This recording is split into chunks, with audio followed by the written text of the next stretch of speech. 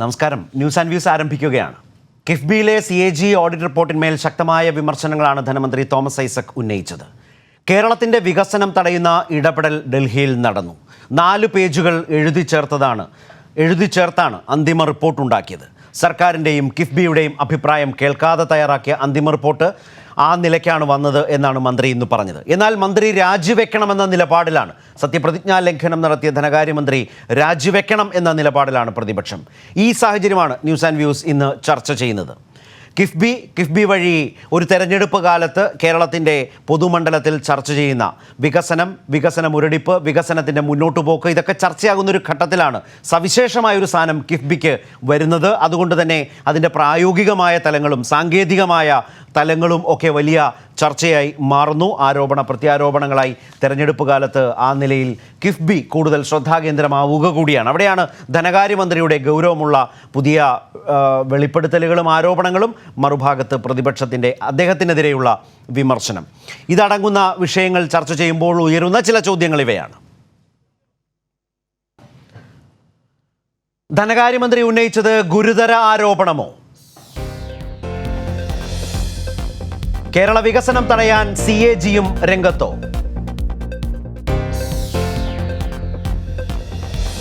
Report അന്തിമമാണോ എന്ന തർക്കത്തിൽ എന്തു കാര്യം?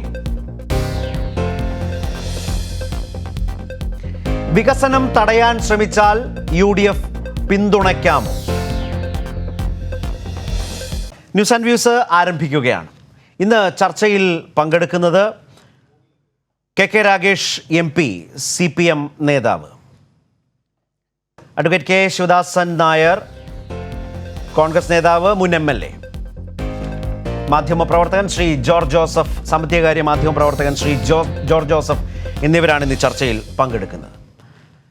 ഈ ചർച്ചയിലേക്ക് കടക്കും മുമ്പ് ഇന്ന് ഉച്ചയ്ക്ക് വാർത്താ സമ്മേളനത്തിലാണ് CAGയുടെ കിഫ്ബി പരാമർശങ്ങളടങ്ങിയ കരട് റിപ്പോർട്ടിന്മേൽ ഗുരുതര വിമർശനങ്ങൾ കഴിഞ്ഞ ദിവസം ധനകാര്യമന്ത്രി ഉന്നയിച്ചത്. അതേ തുടർന്നാണിത് അന്തിമ റിപ്പോർട്ടാണ് എന്ന വാർത്താക്കുറിപ്പ് CAG ഇറക്കുന്ന സാഹചര്യമുണ്ടായത്. ഇതേ തുടർന്ന് ഇന്ന് ഉച്ചയ്ക്ക് ധനകാര്യമന്ത്രി വാർത്താ സമ്മേളനം നടത്തിയപ്പോൾ ഇതടക്കമുള്ള കാര്യങ്ങൾ ചൂണ്ടിക്കാട്ടുകയുണ്ടായി.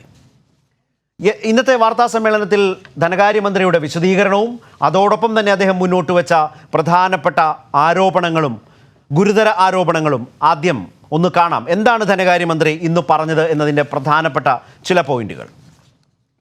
കേരള വികസനം തടയാൻ വലിയ തോതിൽ ഗൂഢാലോചന എന്ന പ്രധാനപ്പെട്ട ആരോപണമാണ് ഇന്നും തുടർച്ചയായി ധനകാര്യമന്ത്രി ഉന്നയിച്ചത്. CAGയുടെ അന്തിമ റിപ്പോർട്ടിൽ കിഫ്ബിക്കെതിരെ 4 പേജുകൾ ഡൽഹിയിൽ എഴുതി കൂട്ടിച്ചേർത്തു എന്നാണ് ധനകാര്യമന്ത്രി ഇന്ന് ഉന്നയിച്ചത്. മാസങ്ങൾക്ക് മുൻപ് നൽകിയ രേഖകളിൽ ഇതുണ്ടായിരുന്നില്ല. ഈ 4 പേജുകൾ ഉണ്ടായിരുന്നില്ല.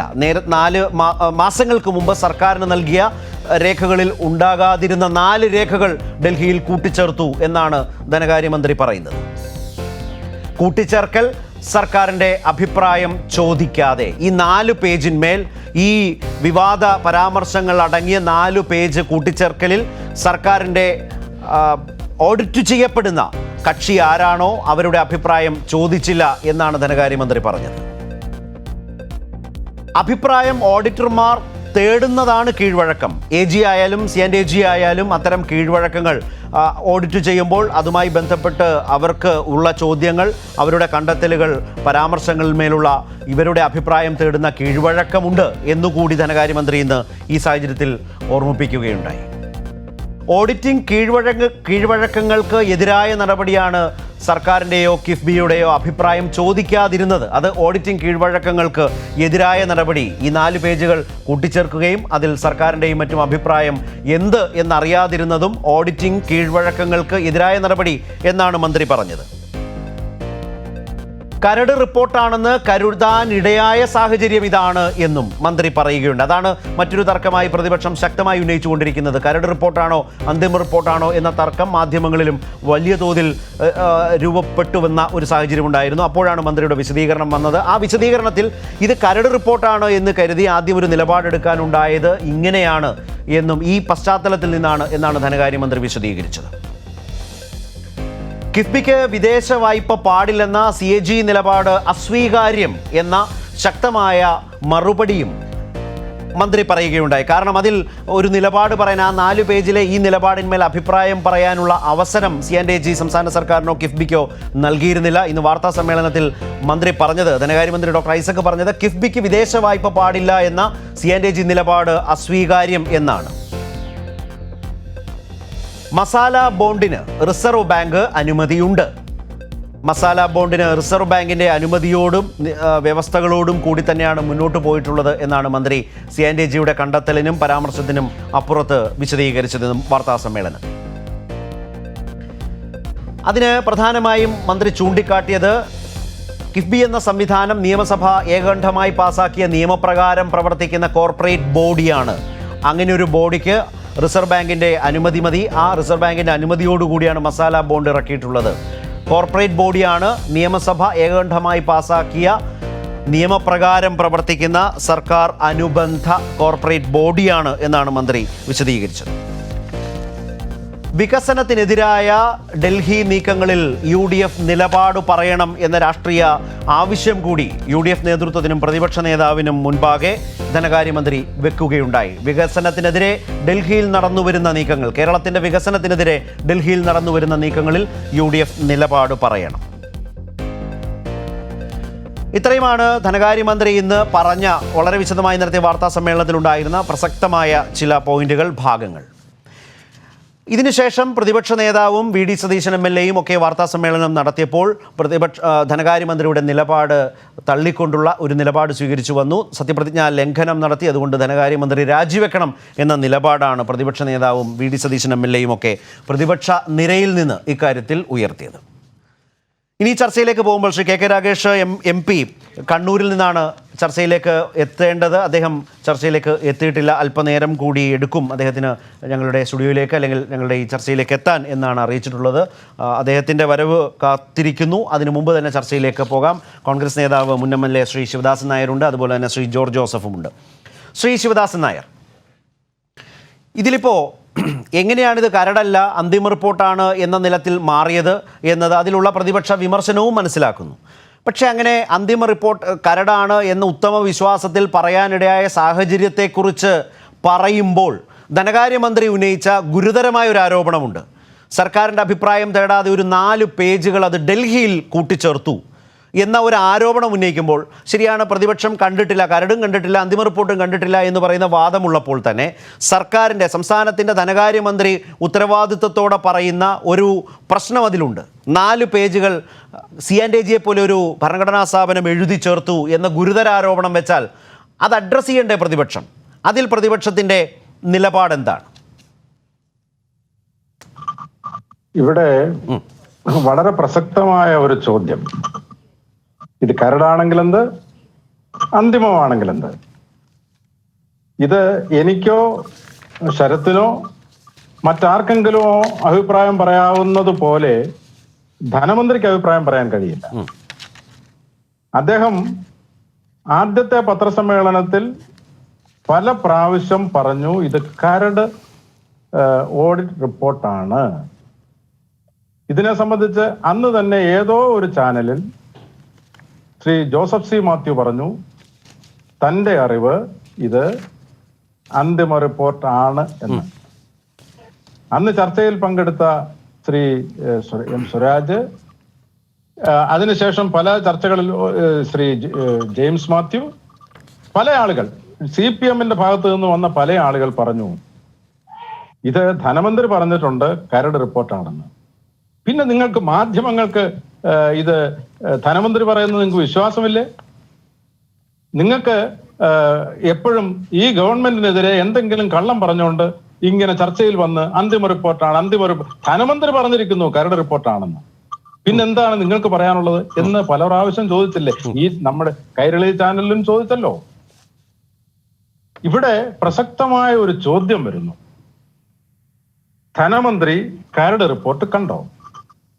സാധാരണഗതിയിൽ കരട് റിപ്പോർട്ട് സബ്മിറ്റ് ചെയ്ത് കഴിഞ്ഞാൽ അതിന്മേൽ ഒരു റിപ്ലൈ കൊടുക്കുമല്ലോ, ഒരു എക്സ്പ്ലനേഷൻസ് കൊടുക്കുമല്ലോ, വിശദീകരണങ്ങൾ കൊടുക്കുമല്ലോ. ധനമന്ത്രി അറിഞ്ഞു തന്നെയാണല്ലോ വിശദീകരണങ്ങൾ കൊടുക്കുന്നത്. അങ്ങനെ വിശദീകരണങ്ങൾ കൊടുത്തതിന് ശേഷം അന്തിമ റിപ്പോർട്ട് ഫയൽ ചെയ്തു.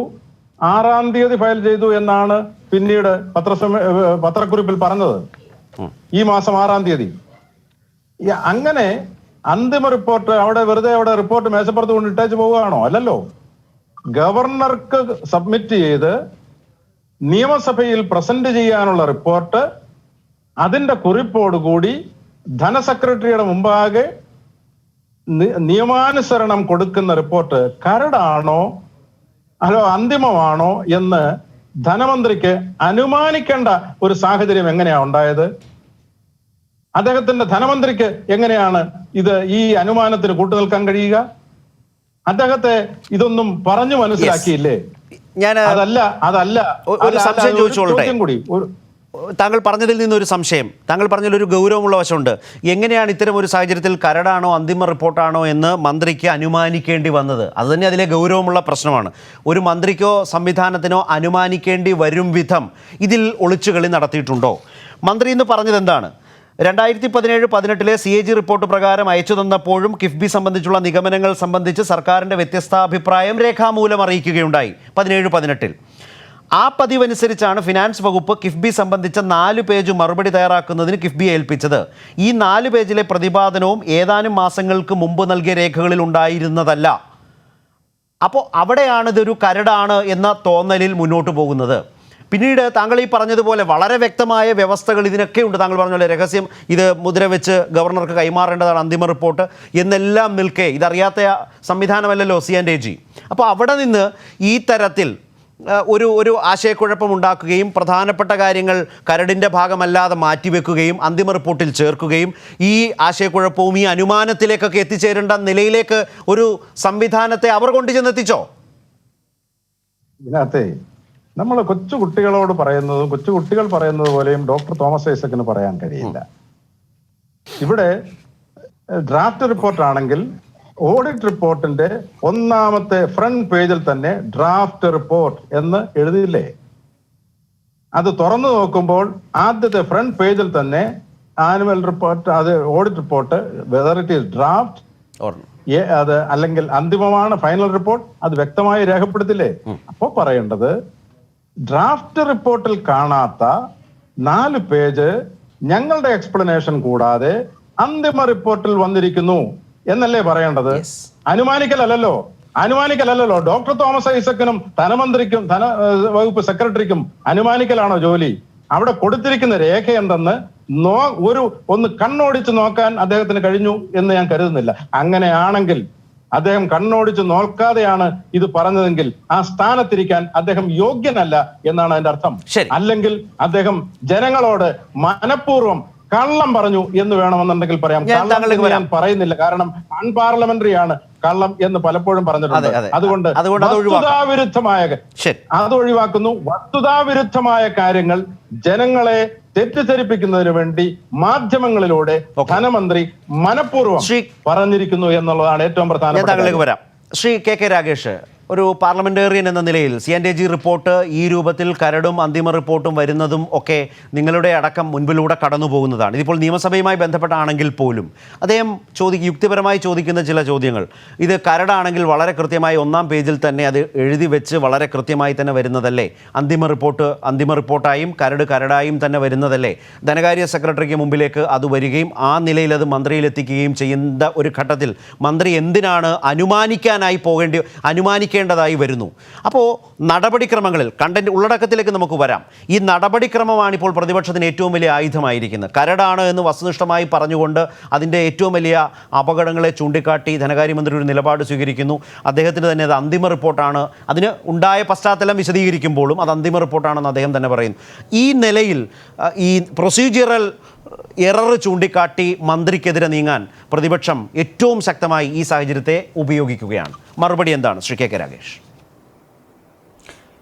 വാസ്തവത്തിൽ നമ്മൾ ചർച്ച ചെയ്യേണ്ടത് ഈ റിപ്പോർട്ട് കരടാണോ വലിയോ എന്നുള്ളതാണോ? ഇപ്പോൾ വന്നിരിക്കുന്നത് എത്രമാത്രം ഗൗരവമുള്ള വിഷയമാണ്. സംസ്ഥാന സർക്കാരിൻ്റെ അവകാശം, ആ സംസ്ഥാന സർക്കാരിൻ്റെ അവകാശത്തെ നിഹനിക്കുന്ന കേരളത്തിലെ വികസന പദ്ധതികളാകെ തന്നെ അട്ടിമറിക്കുന്ന അങ്ങേയറ്റം ഭരണഘടനാ വിരുദ്ധമായിട്ടുള്ള നീക്കമുണ്ടായപ്പോൾ അതിന്റെ ഗൗരവമല്ല പ്രതിപക്ഷം കാണുന്നത്. പ്രതിപക്ഷം കാണുന്നത് എന്താ? ഇത് കരടാണോ അല്ലയോ? സ്വാഭാവികല്ലേ? ഇപ്പോ ധനമന്ത്രി എന്തുകൊണ്ടായിരിക്കും അങ്ങനെ അദ്ദേഹം തന്നെ പറഞ്ഞല്ലോ, വ്യക്തമാക്കിയല്ലോ. അതായത് കരട് റിപ്പോർട്ടിൽ ഇല്ലാത്ത, അല്ലെങ്കിൽ സംസ്ഥാന സർക്കാരിനോട് നാളിതുവരെ ചോദിക്കാത്തൊരു കാര്യം, ഇത് ഭരണഘടനാപരമായി ഭരണഘടന വിരുദ്ധമായിട്ടുള്ള ഒന്നാണ് എന്ന് പറഞ്ഞുകൊണ്ട് അതിന് വിശദീകരണം ചോദിച്ചുകൊണ്ട് എന്തെങ്കിലും ഒരു കാര്യം ഭരണഘടനയുടെ 293 അനുച്ഛേദം അനുസരിച്ച് ലംഘനം, ഏതെങ്കിലും വിധത്തിലുള്ള ലംഘനമുണ്ടോ, ആ ലംഘനത്തിന്റെ പ്രശ്നമുണ്ട് എന്ന് പറഞ്ഞുകൊണ്ട് എന്തെങ്കിലും ഒരു കാര്യം സംസ്ഥാന സർക്കാരിനോട് പറഞ്ഞോ? ധനമന്ത്രിയോട് ചോദിച്ചോ? എന്തെങ്കിലും ഒരു കുറി ചോദിച്ചോ? ഒന്നും ചോദിച്ചില്ല. കരട് റിപ്പോർട്ടിൽ ഇല്ലാത്ത ഒരു സാധനം 4 പേജ് ഡൽഹിയിൽ നിന്ന് എഴുതി ചേർത്ത 4 പേജ് ഇങ്ങോട്ടേക്ക് പറന്നു വരികയാണ്. അപ്പൊ സ്വാഭാവികമായിട്ട് ഇങ്ങനെ ഒരു സാധനം അന്തിമ റിപ്പോർട്ടിൽ ഉണ്ടാകുമെന്ന് ആർക്കും പ്രതീക്ഷിക്കാൻ കഴിയില്ല. കാരണം സംസ്ഥാന സർക്കാരിനോട് നാളിതുവരെ ഒരു വിശദീകരണവും ഇതുമായി ബന്ധപ്പെട്ടുകൊണ്ട് ചോദിച്ചിരുന്നില്ല. അപ്പൊ സ്വാഭാവികമായിട്ടും ധനമന്ത്രി അങ്ങനെ എസ്യൂം ചെയ്തിട്ടുണ്ടാവാം. അതൊരു പ്രൊസീജിയറൽ എറർ ആയിരിക്കാം. പക്ഷെ നമ്മൾ ചർച്ച ചെയ്യേണ്ട അതാണോ? കേരളത്തെ സംബന്ധിച്ചിടത്തോളം കിഫ്ബി, ഇപ്പൊ പ്രതിപക്ഷ നേതാവ് കഴിഞ്ഞ ദിവസം കുറച്ച് നേരത്തെ പത്രസമ്മേളനം നടത്തിയിട്ട് പറഞ്ഞതുപോലെയാണോ കിഫ്ബി? രാകേഷ്, ഞാൻ അതിലേക്ക് വരും മുമ്പ് ഞാൻ അതിലേക്ക് വരും മുമ്പ് ആ ഉള്ളടക്കം വളരെ പ്രധാനമായി ചർച്ച ചെയ്യേണ്ടത് തന്നെയാണ്. ഒരു ഉപചോദ്യം കൂടി അദ്ദേഹം പറഞ്ഞതിൽ നിന്ന്, ആ പ്രൊസീജിയറൽ എററിന്റെ പേരിൽ മന്ത്രി രാജിവെക്കണം എന്നൊരു നിലപാട് പ്രതിപക്ഷം സ്വീകരിച്ചാൽ അത് മുന്നണിയെ സംബന്ധിച്ചും സർക്കാരിനെ സംബന്ധിച്ചും അസ്വീകാര്യമല്ലേ?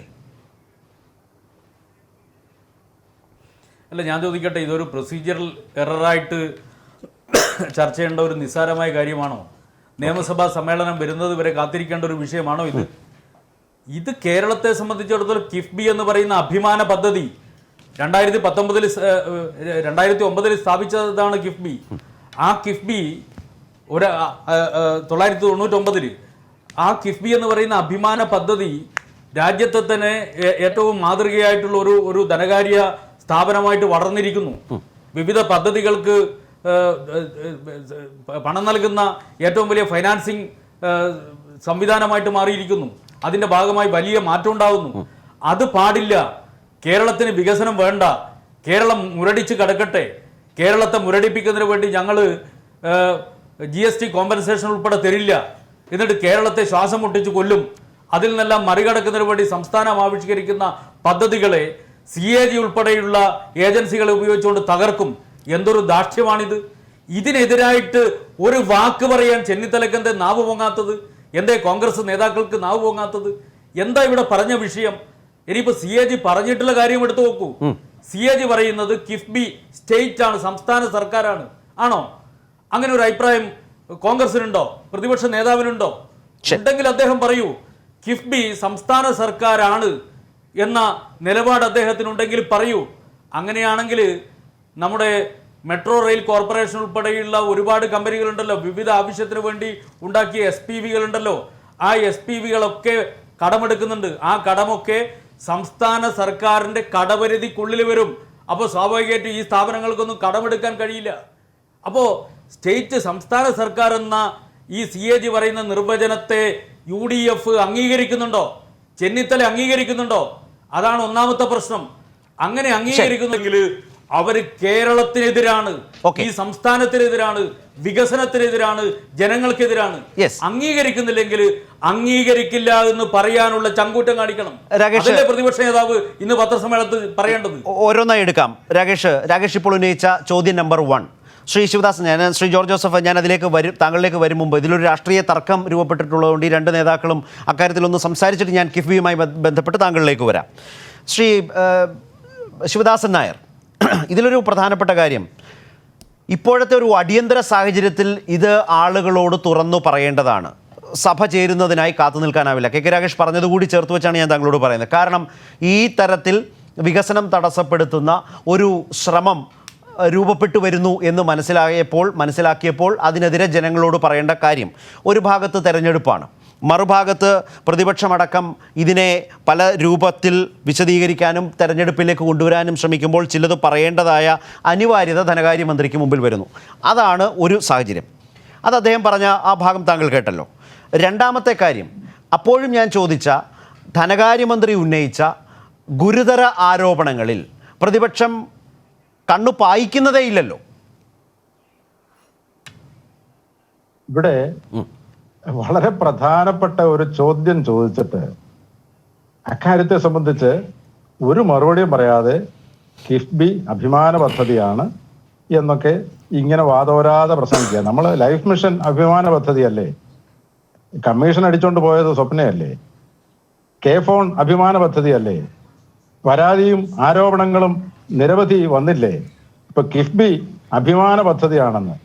അഭിമാന പദ്ധതി വരട്ടെ, അതിന്റെ ഡീറ്റെയിൽസിലേക്ക് വരാം. പക്ഷെ ഇവിടുത്തെ പ്രശ്നം എന്താ? നിയമസഭയുടെ ഒരു ഡോക്യുമെന്റ് ഗവർണർക്ക് കൈമാറാനായി ധനമന്ത്രിയെ ഏൽപ്പിച്ചു, അല്ലെങ്കിൽ ധനസെക്രട്ടറിയെ ഏൽപ്പിച്ചു.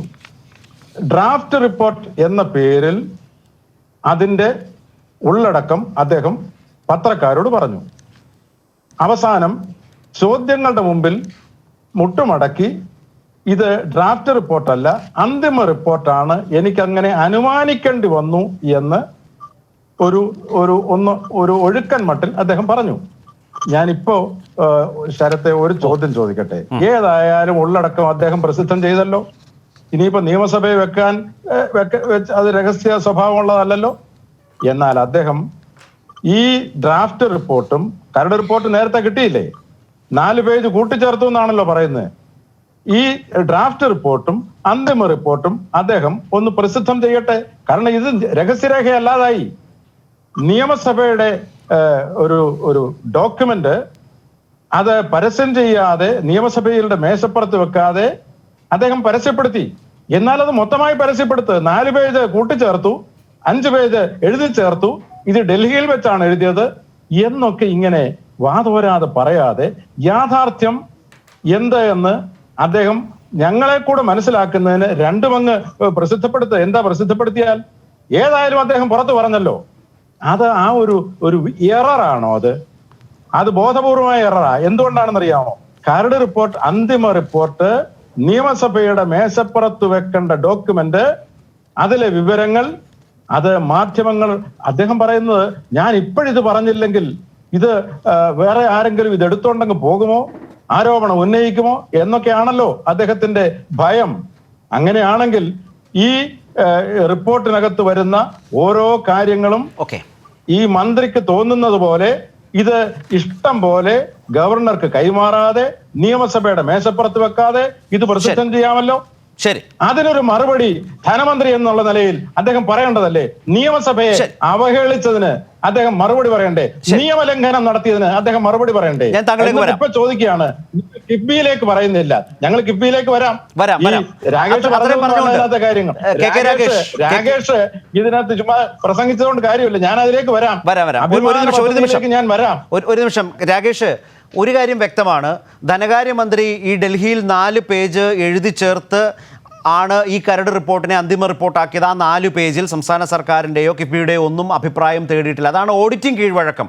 അത് പാലിച്ചിട്ടില്ല എന്നതടക്കമുള്ള ഗൗരവമുള്ള ആക്ഷേപം പങ്കുവച്ചിട്ടും പ്രതിപക്ഷത്തെ സംബന്ധിച്ചത് വിശ്വസനീയമല്ല. പ്രതിപക്ഷം അത് വിശ്വാസത്തിലെടുക്കാൻ, മുഖവിലക്കെടുക്കാൻ തയ്യാറല്ല. അത് അദ്ദേഹത്തിൻ്റെ വാക്കുകളിൽ പ്രകടമാണ്. അതുകൊണ്ട് അതേക്കുറിച്ച് ഞങ്ങൾക്ക് കേസില്ല.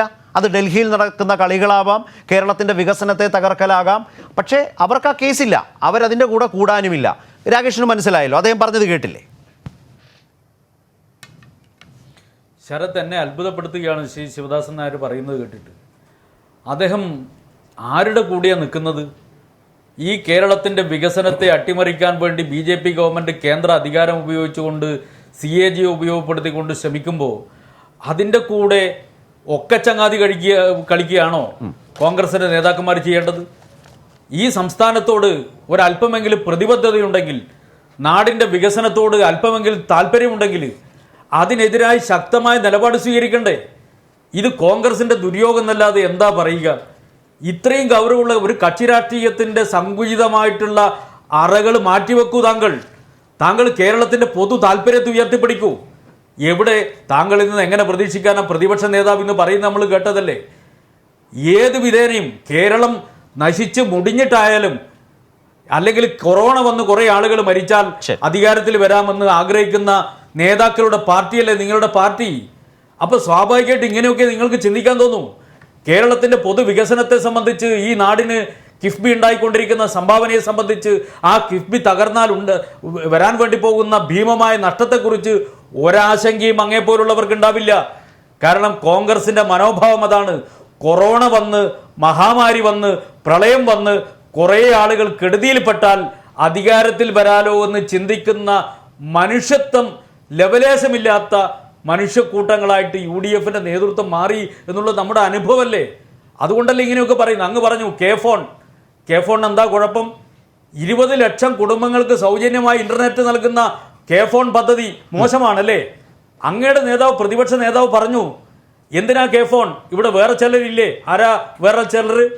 റിലയൻസ് ഉൾപ്പെടെയുള്ള കമ്പനികളില്ലേ? എന്തിനാ കെ ഫോൺ? അതിനെ എതിർത്തവരാണ് നിങ്ങൾ.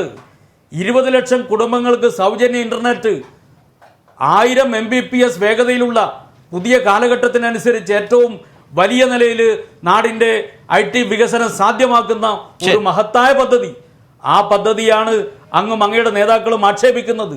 അങ്ങ് കിഫ്ബിയെ കുറിച്ച്, ലൈഫ് മിഷനെ കുറിച്ച് പറഞ്ഞു. 3 ലക്ഷം കുടുംബങ്ങൾക്ക് വീട് കൊടുത്ത, കിടന്നുറങ്ങാൻ കൂര നൽകിയ പദ്ധതിയാണ് ലൈഫ് മിഷൻ പദ്ധതി. അതിനെ അങ്ങ് പരിഹസിക്കരുത്.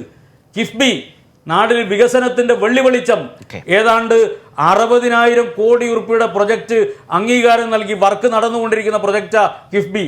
അതിനെയും അങ്ങ് പരിഹസിക്കരുത്. കക്ഷി രാഷ്ട്രീയത്തിന് സങ്കുചിതമായ താല്പര്യം വെച്ചുകൊണ്ട് കേരളത്തിന്റെ പൊതു താല്പര്യത്തെ അങ്ങ് ഒറ്റിക്കൊടുക്കരുത് എന്ന് മാത്രമേ എനിക്ക് അങ്ങയോട് പറയാനുള്ളൂ. ഞാൻ ശ്രീ ശിവദാസ് നായർ താങ്കളിലേക്ക് വരാം. തീർച്ചയായും അതിൻ്റെ ഉള്ളടക്കത്തിൽ കിഫ്ബിയുടെ വികസന ഉള്ളടക്കത്തെക്കുറിച്ചിലേക്ക് അതിലേക്ക് വരാം. അതിൽ ഞങ്ങൾക്ക് കേസുണ്ട്, പറയാനുണ്ട് എന്നാണല്ലോ താങ്കൾ പറഞ്ഞത്. ഞാൻ അതിലേക്ക് വരും മുമ്പ് ശ്രീ ജോർജ് ജോസഫ്, ഇതിൽ ഒരു രാഷ്ട്രീയ തർക്കം ഇതിൻ്റെ നടപടിക്രമങ്ങളുമായി ബന്ധപ്പെട്ട് ഉള്ളതാണ് ഈ നേതാക്കൾ ഇപ്പോൾ സംസാരിച്ചത്. ഒരു മാധ്യമപ്രവർത്തകൻ എന്ന നിലയിൽ അതിൽ താങ്കൾക്ക് പറയാനുള്ളത് കൂടി ചർച്ചയുടെ ഭാഗമായി കേൾക്കാൻ താല്പര്യമുണ്ട്. ഒപ്പം തന്നെ ഒരു പ്രധാനപ്പെട്ട കാര്യം, ഇന്നത്തെ ധനകാര്യമന്ത്രിയുടെ ഈ വാർത്താ സമ്മേളനത്തിൻ്റെ മറ്റൊരു പ്രധാനപ്പെട്ട ഭാഗം, കേരളത്തിൻ്റെ വികസനത്തെ തടസ്സപ്പെടുത്താൻ കഴിയുന്ന ഒരു ശ്രമം പല നിലകളിൽ, നേരത്തെ തന്നെ CPM-ഉം ഇടതുപക്ഷവും പറയുന്ന ഒരു പ്രധാനപ്പെട്ട കാര്യം, കേന്ദ്ര അന്വേഷണ ഏജൻസികളെ ഉപയോഗിച്ച് കേരളത്തിൻ്റെ പദ്ധതികളെ തടസ്സപ്പെടുത്താനും സ്തംഭിപ്പിക്കാനും ശ്രമം നടക്കുന്നു എന്ന ഒരു പ്രശ്നം നിലനിൽക്കുന്നു. അതിലൊരു സമരവുമായി അടക്കം LDF രംഗത്ത് വന്ന സാഹചര്യം നമ്മൾക്കറിയാം. അതിൻ്റെ തുടർച്ചയിൽ CNAG-യുടെ റിപ്പോർട്ട് പോലും, അതിലെ 4 പേജ് പോലും അങ്ങനെ അജ്ഞാതമായി അഭിപ്രായം ചോദിക്കാതെ എഴുതി ചേർത്തതാണ് എന്ന് ധനകാര്യമന്ത്രി പറഞ്ഞാൽ ഈ പ്രൊസീജിയറൽ എറർ പോലെ അതിനേക്കാൾ ഗൗരവമുള്ളൊരു പ്രശ്നം അതിലടങ്ങിയിട്ടുണ്ട്. അതിലടക്കം താങ്കൾക്ക് കരുതുന്നത് ധനകാര്യമന്ത്രിയുടെ ഈ വിമർശനത്തിന് CNAG ഇന്ന് വാർത്താക്കുറിപ്പ് ഇറക്കിയതുപോലെ വിശദീകരിക്കാൻ ഇപ്പോൾ ബാധ്യസ്ഥമായിട്ടുണ്ടോ? ഒരു സംസ്ഥാനത്തിൻ്റെ ധനകാര്യമന്ത്രി പറയുകയാണ്, സംസ്ഥാനത്തിൻ്റെയും അനുബന്ധ കക്ഷികളോടും ഓഡിറ്റിൽ ചെയ്യുമ്പോൾ അഭിപ്രായം ചോദിക്കാതെ 4 പേജ് എഴുതി ചേർത്തു എന്ന്, അന്തിമ റിപ്പോർട്ടിൽ എഴുതി ചേർത്തു എന്ന് ഗുരുതരമായ ആരോപണം ഉന്നയിച്ചാൽ ആ ഏജൻസിക്ക്, CNAG-ക്ക് അത് വിശദീകരിക്കാനുള്ളൊരു ബാധ്യത താങ്കൾ പ്രതീക്ഷിക്കുന്നുണ്ടോ, കാണുന്നുണ്ടോ? ഇന്ന് വാർത്താക്കുറിപ്പ് ഇറക്കിയല്ലോ CNAG. അതുപോലെ തന്നെ നാളെയും ഒരു വിശദീകരണം അവർ നടത്തേണ്ടതായിട്ടുണ്ടോ? ശരത്തെ, ഇവിടെ പ്രധാനപ്പെട്ട ഒരു കാര്യം എന്ന് പറയുന്നത്, കേരളത്തിൽ ഇന്ന് നടന്നുകൊണ്ടിരിക്കുന്നത് വളരെ വ്യക്തമായി മാധ്യമങ്ങളും പ്രതിപക്ഷങ്ങളും ചേർന്നുകൊണ്ടുള്ള വ്യക്തമായ ഒരു അജണ്ട സെറ്റ് ചെയ്യുന്നു. ഒരു സ്ക്രിപ്റ്റ് അനുസരിച്ച് വാർത്തകൾ അവതരിപ്പിക്കുകയും ജനങ്ങളെ ആകെ പുകമറയിൽ നിർത്തുകയും ചെയ്യുന്ന ഒരു സമീപനമാണ് കാണുന്നത്.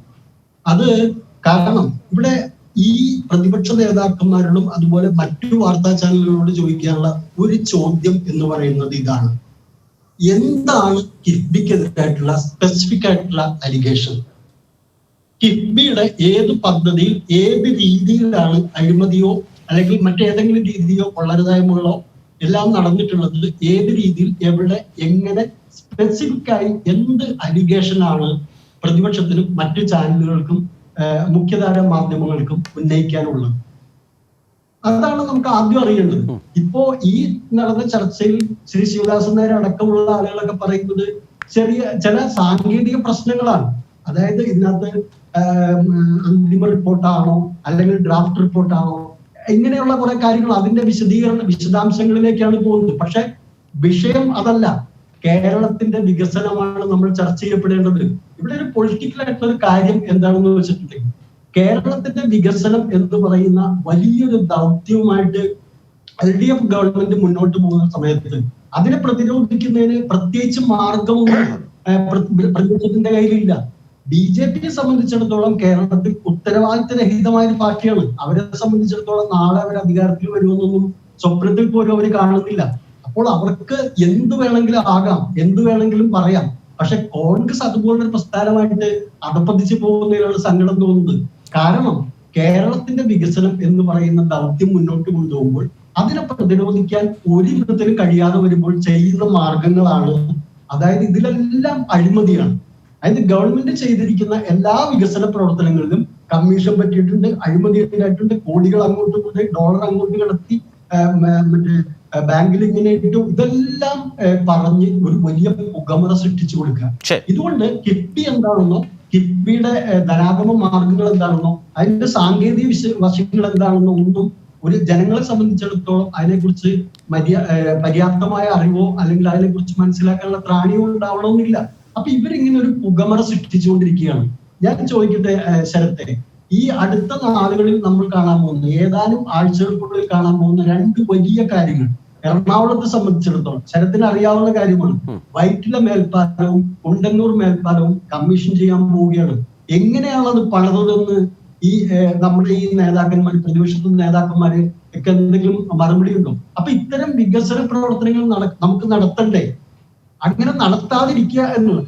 വികസന പ്രവർത്തനങ്ങൾ നടത്തണമെങ്കിൽ ശരത്തെ ഞാൻ ചില കണക്കുകൾ പറയാം. അതായത് റിസർവ് ബാങ്ക് പുറത്തു വന്നിട്ടുണ്ട് അടുത്ത കാലത്ത് സ്റ്റേറ്റുകളുടെ ഫിനാൻസിനെ കുറിച്ച് കൊണ്ടുവന്ന വളരെ പ്രധാനപ്പെട്ട റിപ്പോർട്ടിൽ പറയുന്നത് എല്ലാ സംസ്ഥാനങ്ങളുടെയും ക്യാപിറ്റൽ ഇൻവെസ്റ്റ്മെന്റ്, അതായത് മൂലധന ചെലവ് വളരെയധികം താഴോട്ട് പോയിരിക്കുന്നു.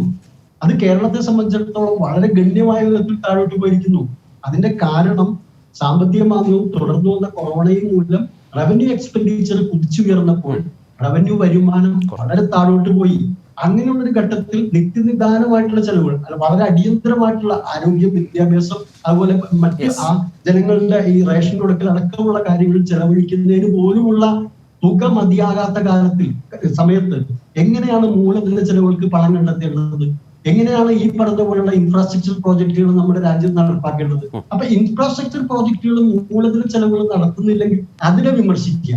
അതേസമയത്ത് അതിന് ഓഫ് ബഡ്ജറ്റായിട്ട് ബഡ്ജറ്റിന് പുറത്ത് ഏതെങ്കിലും രീതിയിൽ ധനം സമാഹരിക്കാൻ ശ്രമിച്ചിട്ടുണ്ടെങ്കിൽ അത് മുഴുവൻ കൊള്ളയാണ്, അത് അഴിമതിയാണ്, അത് അങ്ങനെയാണ് ഇങ്ങനെയാണ് എന്ന് പറഞ്ഞുകൊണ്ട് പുകമറ സൃഷ്ടിക്കുക.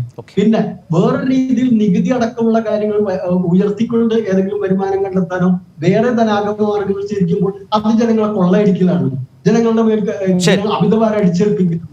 എന്തും വിളിച്ചു പറഞ്ഞുകൊണ്ട് നടന്നാൽ എങ്ങനെയാണ് ക്യാപിറ്റൽ എക്സ്പെൻഡിച്ചറിന് പണം കണ്ടെത്തുന്നതെന്ന് ഈ വിമർശിക്കുന്ന ആളുകൾ ഒരു ഉത്തരം പറയണം. രണ്ട് ചോദ്യമാണ് ഞാൻ ഇപ്പൊ പ്രാഥമികമായിട്ട് റേസ് ചെയ്യുന്നത്. What is the specific allegation against KIIFB?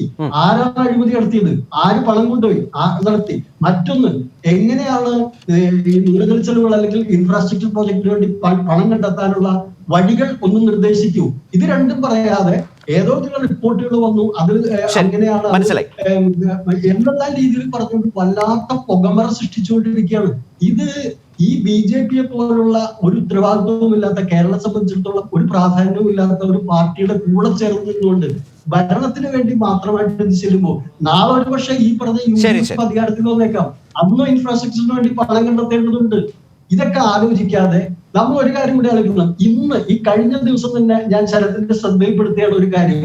ഈ വാസന ഐക്യർ എന്ന് പറയുന്ന വലിയ അണ്ണാശുപത്രിയുടെ ശൃംഖല നടന്ന GK വാസൻ മരിച്ച നിലയിൽ കണ്ടെത്തി. അദ്ദേഹം കോൺഗ്രസ് നേതാവിന്റെ ഏറ്റവും വലിയൊരു സഹായിയായിരുന്നു ചിദംബരത്തിന്റെ.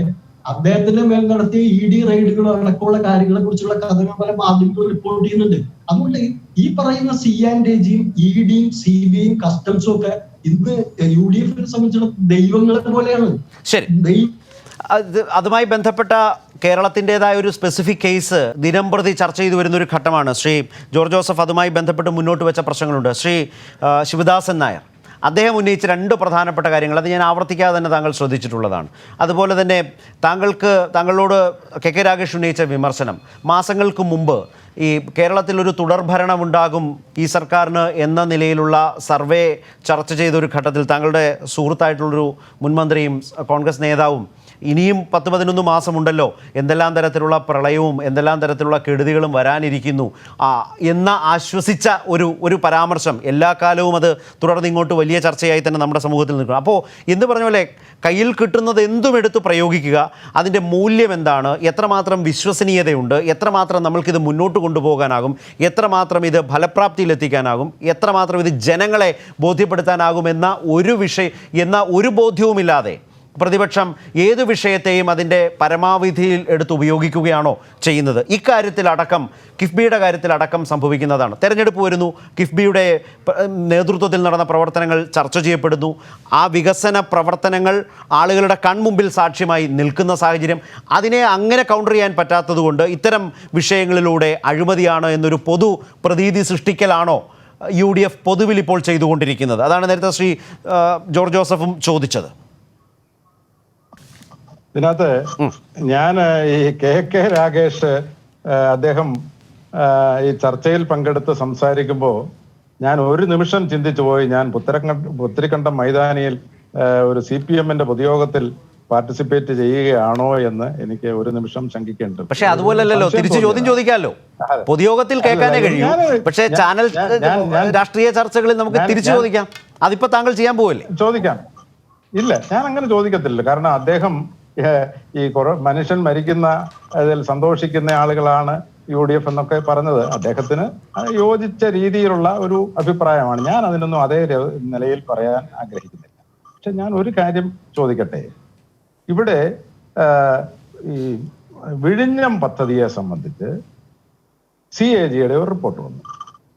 CAG-യുടെ റിപ്പോർട്ട് വന്നു കഴിഞ്ഞപ്പോൾ അസംബ്ലിയിൽ അതീവ ഗൗരവതരമായ ഒരു റിപ്പോർട്ടാണ് ഇത് എന്ന് ശ്രീ പിണറായി വിജയൻ മുഖ്യമന്ത്രി ഈ ആരോപണം എടുത്തു പറഞ്ഞുകൊണ്ട് നിയമസഭയിൽ പറഞ്ഞു. അന്ന് അതീവ ഗുരുതരമായ ആരോപണത്തെ സംബന്ധിച്ച് അദ്ദേഹം അന്വേഷിച്ചോ ഇല്ലയോ എന്നുള്ളതൊന്നും എനിക്കറിയില്ല. ഏതായാലും നിയമസഭയിൽ ശ്രീ പിണറായി വിജയൻ പറഞ്ഞതാണ്. ഞാൻ അതിന്റെ ഡേറ്റും 2017 മാർച്ച് 24 അസംബ്ലിയിൽ അദ്ദേഹം പറഞ്ഞതാ, 24 പറഞ്ഞതാ. എന്നിട്ട് വിഴിഞ്ഞം പദ്ധതി ഇന്ന് നമ്മളുടെ ഒരു അഭിമാന പദ്ധതിയായിട്ട് മാറുന്നു. വിഴിഞ്ഞം പദ്ധതി വരുന്നതിനെതിരെ കുളച്ചലിലേക്ക് പോയ പ്രതിപക്ഷ നേതാവിനെ കുറിച്ച് എന്താ പറയാനുള്ളത്? കുളച്ചലിൽ ഈ വിഴിഞ്ഞം പദ്ധതിയെ അട്ടിമറിക്കുന്നതിന് വേണ്ടി ശ്രമം നടത്തിയപ്പോ അവിടേക്ക് പോയ കേരളത്തിലെ പ്രതിപക്ഷ നേതാവ് എന്തായിരുന്നു ചെയ്തത് എന്ന് ഞങ്ങളാരും അതൊന്നും ചെയ്യാൻ പോകുന്നില്ല. പക്ഷേ ഇവിടെ ഒരു കാര്യമില്ലേ, 11 മാസം മുമ്പ് തുടർഭരണം ഉണ്ടാകും എന്ന് പറഞ്ഞു. ഞങ്ങളാരെങ്കിലും പറഞ്ഞോ സ്വർണം കൊണ്ടുവരാൻ? ആരെങ്കിലും പറഞ്ഞോ സ്വർണം പിടിക്കാൻ? അതിനെ തുടർന്ന് അന്വേഷണം നടത്തിയത് ഞങ്ങളല്ലല്ലോ. അതിനകത്ത് ആ അന്വേഷണത്തിൽ എന്തെങ്കിലും പെശകൊള്ളതായി ആർക്കെങ്കിലും പറയാൻ കഴിയുമോ? ഇന്ന് പ്രിൻസിപ്പൽ സെക്രട്ടറി വിശ്വസ്തൻ അകത്ത് കിടക്കുന്നത് ഞങ്ങൾ പറഞ്ഞിട്ടല്ലല്ലോ. ഏതെങ്കിലും ഗൂഢാലോചനയുടെ ഭാഗമാണോ? 4.5 കോടി രൂപ അഭിമാന പദ്ധതിയായ ലൈഫ് മിഷനിൽ വീട് വെക്കാൻ ആണുങ്ങള് നമുക്ക് കൈയയച്ച് തന്ന സംഭാവനയിൽ 4.5 കോടി അടിച്ചോണ്ട് പോയത് ഞങ്ങളാരും അല്ലല്ലോ പറഞ്ഞത്, ഞങ്ങളല്ലല്ലോ ആരോപണം ഉന്നയിച്ചത്. കെ ഫോൺ പദ്ധതിക്ക് ഈ ഗവൺമെന്റിന്റെ നിയമനം കിട്ടിയ റെഗുലേറ്ററി അതോറിറ്റിയിലെ ആളുകൾ എന്തുകൊണ്ട് അനുമതി കൊടുത്തില്ല? ആ പ്രോജക്റ്റ് മുന്നോട്ട് കൊണ്ടുപോകാൻ പാടില്ല എന്ന് താൽക്കാലികമായി നിർദ്ദേശം കൊടുത്ത റെഗുലേറ്ററി അതോറിറ്റി എന്തുകൊണ്ട് അങ്ങനെ ഉത്തരവ് കൊടുത്തു? ഞങ്ങളല്ലല്ലോ ഇത് ചെയ്തത്. അഭിമാന പദ്ധതിയാണ്. അഭിമാന പദ്ധതിയെ കുറിച്ച് മാത്രമായി ചർച്ച ചെയ്യാനാണെങ്കിൽ ചർച്ച ചെയ്യാം.